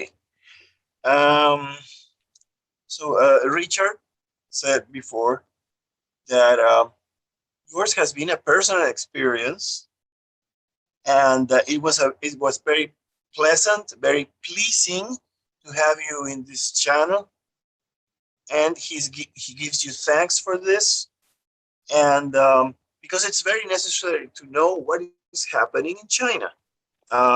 Thanks to globalization, we have a greater sources of information, and there's more aperture, and this is very important because it gives us new ways to understand the phenomenon. That's what he said. The last part of this interview, could I just share my last message, George? Would I get a permission from Richard and the member to share one message from the ETs and also myself? Okay. quiere compartir un mensaje de los extraterrestres y también de sí misma, como una última intervención. I want to say to the audience, please listen to me. Do not be caught up with those UFO fevers. When I say UFO fevers, like there's a light in the sky, super excited about the so-called secret space program, those hype, those US fevers, like UFO fever things. Do not be caught in this phenomena because it's not good for your soul evolution. We are about to enter into a new phase of civilization. That means you need to work on yourself, just like I did a few years ago. By doing so, specifically for 2 points. First point, you need to review your life. Look about if there's anything, it's called the unfinished business. Have you got any argument with your friends in the past? Is it anywhere you always want to go, but you never get a chance to travel to? Those things, I call them as unfinished businesses. You need to resolve those, because if you don't, there's a such thing called quantum entanglement. You don't forgive each other, or something like that. It's going to have a karmic tie that will stop your soul evolution. In order to do that, you need to work on yourself. That means you need to call that person, apologize. That's okay to have an ego crash. I'm sorry, I did something wrong in the past. Can we fix our friendship? That's what I did. I'm not always perfect. I have my shortcomings. Fix those unfinished business so that you can travel to the new earth. That's the first point I want to share. You need to work on yourself. The second point, if you really want to go to the new earth, this planet is going to have a major shift. We have to change ourselves. You need to change yourself by means, change your hairstyle, change the way of your dress, change your new job. If you don't like it, do something to change. Because the issue with people in our community is that people are so stubborn. People just get into the UFO fever, but they don't want to change. They become a burden for our civilization rather than a change maker. I hope you can hear my message. First, to resolve your unfinished business in your life. The second is to push yourself to change yourself. I have done so much work in my past, and I wish the same from you. Thank you. That's my message. That's what I learned from those beings as well. Ok. Lo que ella quiere decir es, por favor, escuchen, no queden atrapados en la fiebre ufológica. Esto no se trata de luces en el cielo, ni qué estará pasando con el programa espacial secreto. No, eso no es bueno para nuestras almas y evolución.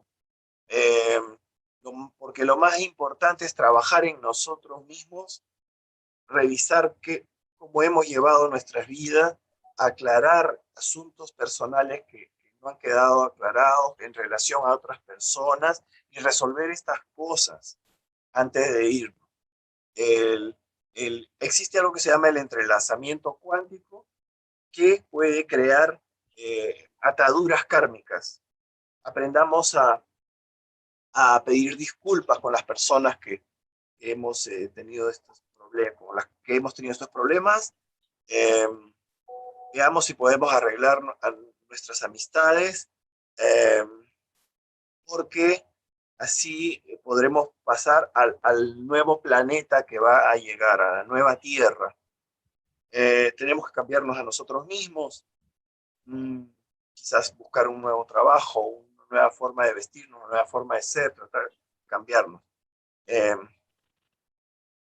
La gente puede ser muy obstinada y adentrarse en la fiebre ufológica sin querer cambiar.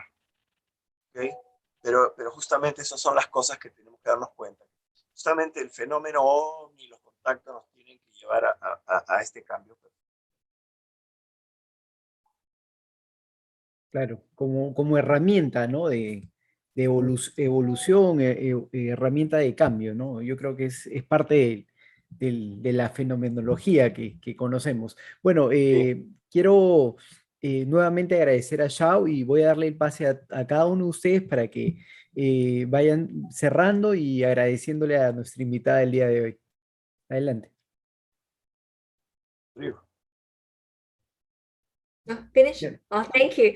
Thanks for having me. I'm very grateful. Please keep in touch, and I'm happy to refer more Chinese ufologists, spiritual leaders to your panel if you could consider to interview them. And do keep in touch, and I'm happy to share whatever I've got with all the panel members and the audience as well. Let's keep in touch. Let's keep good relationship with my brothers and sisters in the Latin America countries. Thank you so much for having me. Much blessing from China. We all love each other.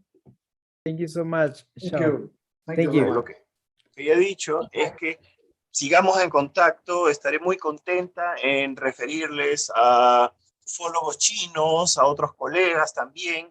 Sigamos en contacto, reitera, y muchas Nice. bendiciones. Espero que esto, lo que haya dicho haya sido benéfico, bueno, para la comunidad latinoamericana.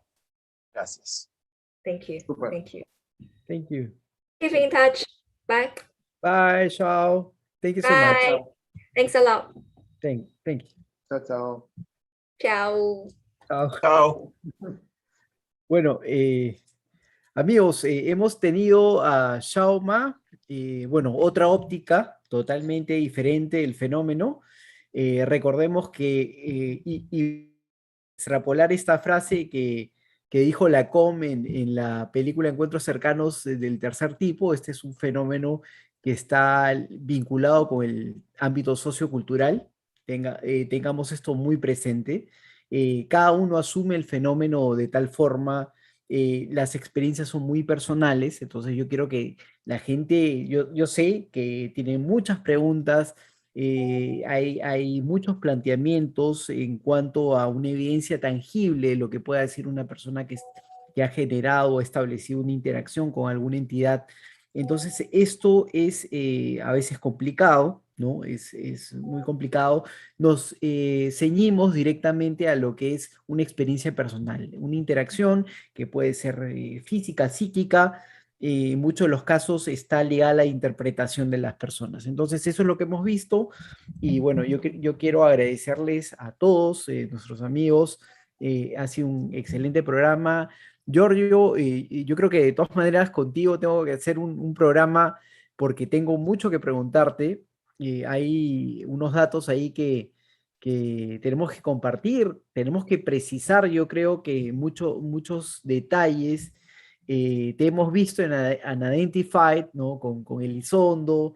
A raíz de eso, en la comunidad ufológica peruana se tejieron muchos comentarios y yo creo que son buenos de alguna manera explicarlos, darles un poco de transparencia, porque para evitar, tú sabes, pues, ¿no? Malos entendidos futuros. Yo sé que dentro de la comunidad ufológica peruana, y no solamente en la peruana, sino prácticamente hasta en la China, hay esta guerra de egos, ¿no? Esta guerra de tener la primicia, tener ¿no? la información calientita, como decimos nosotros, y eso como que enturbia un poco, ¿no? el panorama. Entonces, yo creo que siempre es bueno tener esos datos y bueno, tú has estado en primera fila, ¿no? Dentro de todas estas experiencias que se tuvieron en la FAP, ¿no? Con la gente en la DIFA, ¿no? Y para saber, pues, qué hubo detrás de la visita de Elizondo al Perú, sería súper interesante, entre otros temas también, ¿no, Giorgio? Yo creo que tú eres de los más conocedores en materia ufológica ahí en el Perú, y bueno, sería bueno tener, pues, tus opiniones también, ¿no? En este tema. Ok, Richard, cómo no, yo dispuesto a colaborar y hablar con la verdad. Y justamente porque tenemos que aprender ayudarnos mutuamente para entender mejor lo que está pasando en el Claro. tema OVNI. Eso es básico, eso es básico. Por eso nos ves acá reunidos, ¿no? Peruanos, chilenos, argentinos y así. O sea, compartimos con todo. Estuvimos también con Shao, que es una ciudadana china. Hemos tenido gente de Brasil, de los Estados Unidos, de todas partes del mundo, tratando pues de establecer esas conexiones que nos van a entregar, yo creo que un poco más de precisiones, no quiero decir respuestas definitivas, sino precisiones en torno al tema OVNI, ¿no? Que es importantísimo. Claro, así es. Es un tema muy complejo. Cuando encontramos una respuesta, a veces nos aferramos a un ángulo de las cosas, pero no es todo. Y tenemos que justamente aprender a ser más flexibles, aprender a cambiar nuestra posición, a escuchar, aprender del otro. Sí, eso es básico. Es todo un trabajo. Básico. Eso es todo un trabajo, es todo un proceso. Entonces, bueno, los dejo para que se vayan despidiendo de los amigos que nos han estado viendo atentamente en el día de hoy. Bueno, Adelante. gracias a todos por acompañarnos esta noche, un viernes más, con invitados de lujo. Y bueno, una mirada que nos dio Shao sobre el tema ufológico en China. Por supuesto, habló de su experiencia personal y tantos otros temas que también quedaron ahí por falta de tiempo, ¿no? Un tiempo muy extendido ya que tuvimos, pero seguramente todos lo habrán encontrado muy interesante. Y gracias, Giorgio, por supuesto, por apoyarnos. Gracias también por la oportunidad. Y también sé que ustedes realizan un gran trabajo. Así que quisiera apoyarlos a ustedes. Gracias. Gracias. Y de hecho que están las puertas abiertas, Giorgio. Ahí, bueno, siempre nosotros tenemos ese deseo, ¿no? El deseo de poder hermanar, de poder unirnos y de poder encontrar, como lo había mencionado, otro ángulo. Y tú también lo dijiste, ¿no? Otro ángulo de este complejo, ¿no? Que es la ufología. Rodrigo. Bueno, Richard, muchas gracias nuevamente por este programa. Una visión también que nos permite ir haciendo como un sondeo de cómo está el mundo. El tema de los OVNI tuvo muy buena onda Shao para con todo el panel, una buena invitada que nos permitió refrescar un poco de lo que está pasando ahí con la mirada asiática. Y feliz, pues feliz de estar nuevamente agradeciendo a Giorgio la tremenda traducción que hizo. Y que bueno, Giorgio conoce en profundidad el tema. Un saludo a Viviana también y a todos Gracias, los amigos Rodri. acá que estuvieron participando. Así que muchas gracias por esta noche.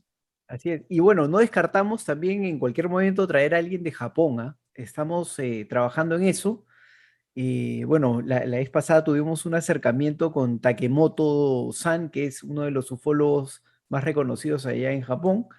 Esperamos ahí que las coordinaciones se concreten y bueno, vamos a ver qué tenemos. La otra semana, les voy adelantando, vamos a estar Mercedes Pullman. Ella es una escritora que ha trabajado un libro muy interesante sobre los secretos mejores guardados de la KGB, ¿no? Vamos a ir a otro país, vamos a conocer otra realidad, la realidad rusa y la realidad de aquellas organizaciones gubernamentales que de alguna manera toman ciertos elementos que nos llaman la atención a nosotros, como por ejemplo el de la visión remota, ¿no? La manipulación psíquica y diferentes aspectos que yo creo que son importantes, y también vamos a ver cómo se ha trabajado desde el gobierno ruso el fenómeno OVNI. También va a ser una conversación muy interesante. Bueno, los invitamos a todos los amigos. Giorgio, te invito desde ahora para que estés con nosotros. Ya te voy a enviar el enlace porque es algo, yo creo que distinto, ¿no? Es poco lo que se conoce. Bueno, hay muchos libros buenos. Entre ellos hay uno de Jacques Vallée, con el que estuvimos compartiendo hace 2 o 3 semanas una gran entrevista, que es Crónicas de la Unión Soviética, que es un libro interesantísimo. Entonces, a partir de eso, sería una buena conversación, ¿no? Conocer qué hay detrás de Rusia, sus secretos, ¿no? De Rusia y en este caso la KGB. Bueno, amigos, me despido de ustedes y agradeciéndoles a todos su participación. Truchitril, Oscar Murguía, Disclosure, Saludos. David Llerena Samaniego, el fantasma de Honduras, mira, tenemos un amigo de Honduras. Gracias por estar con nosotros, de verdad que es grato tener gente de diferentes lugares de América.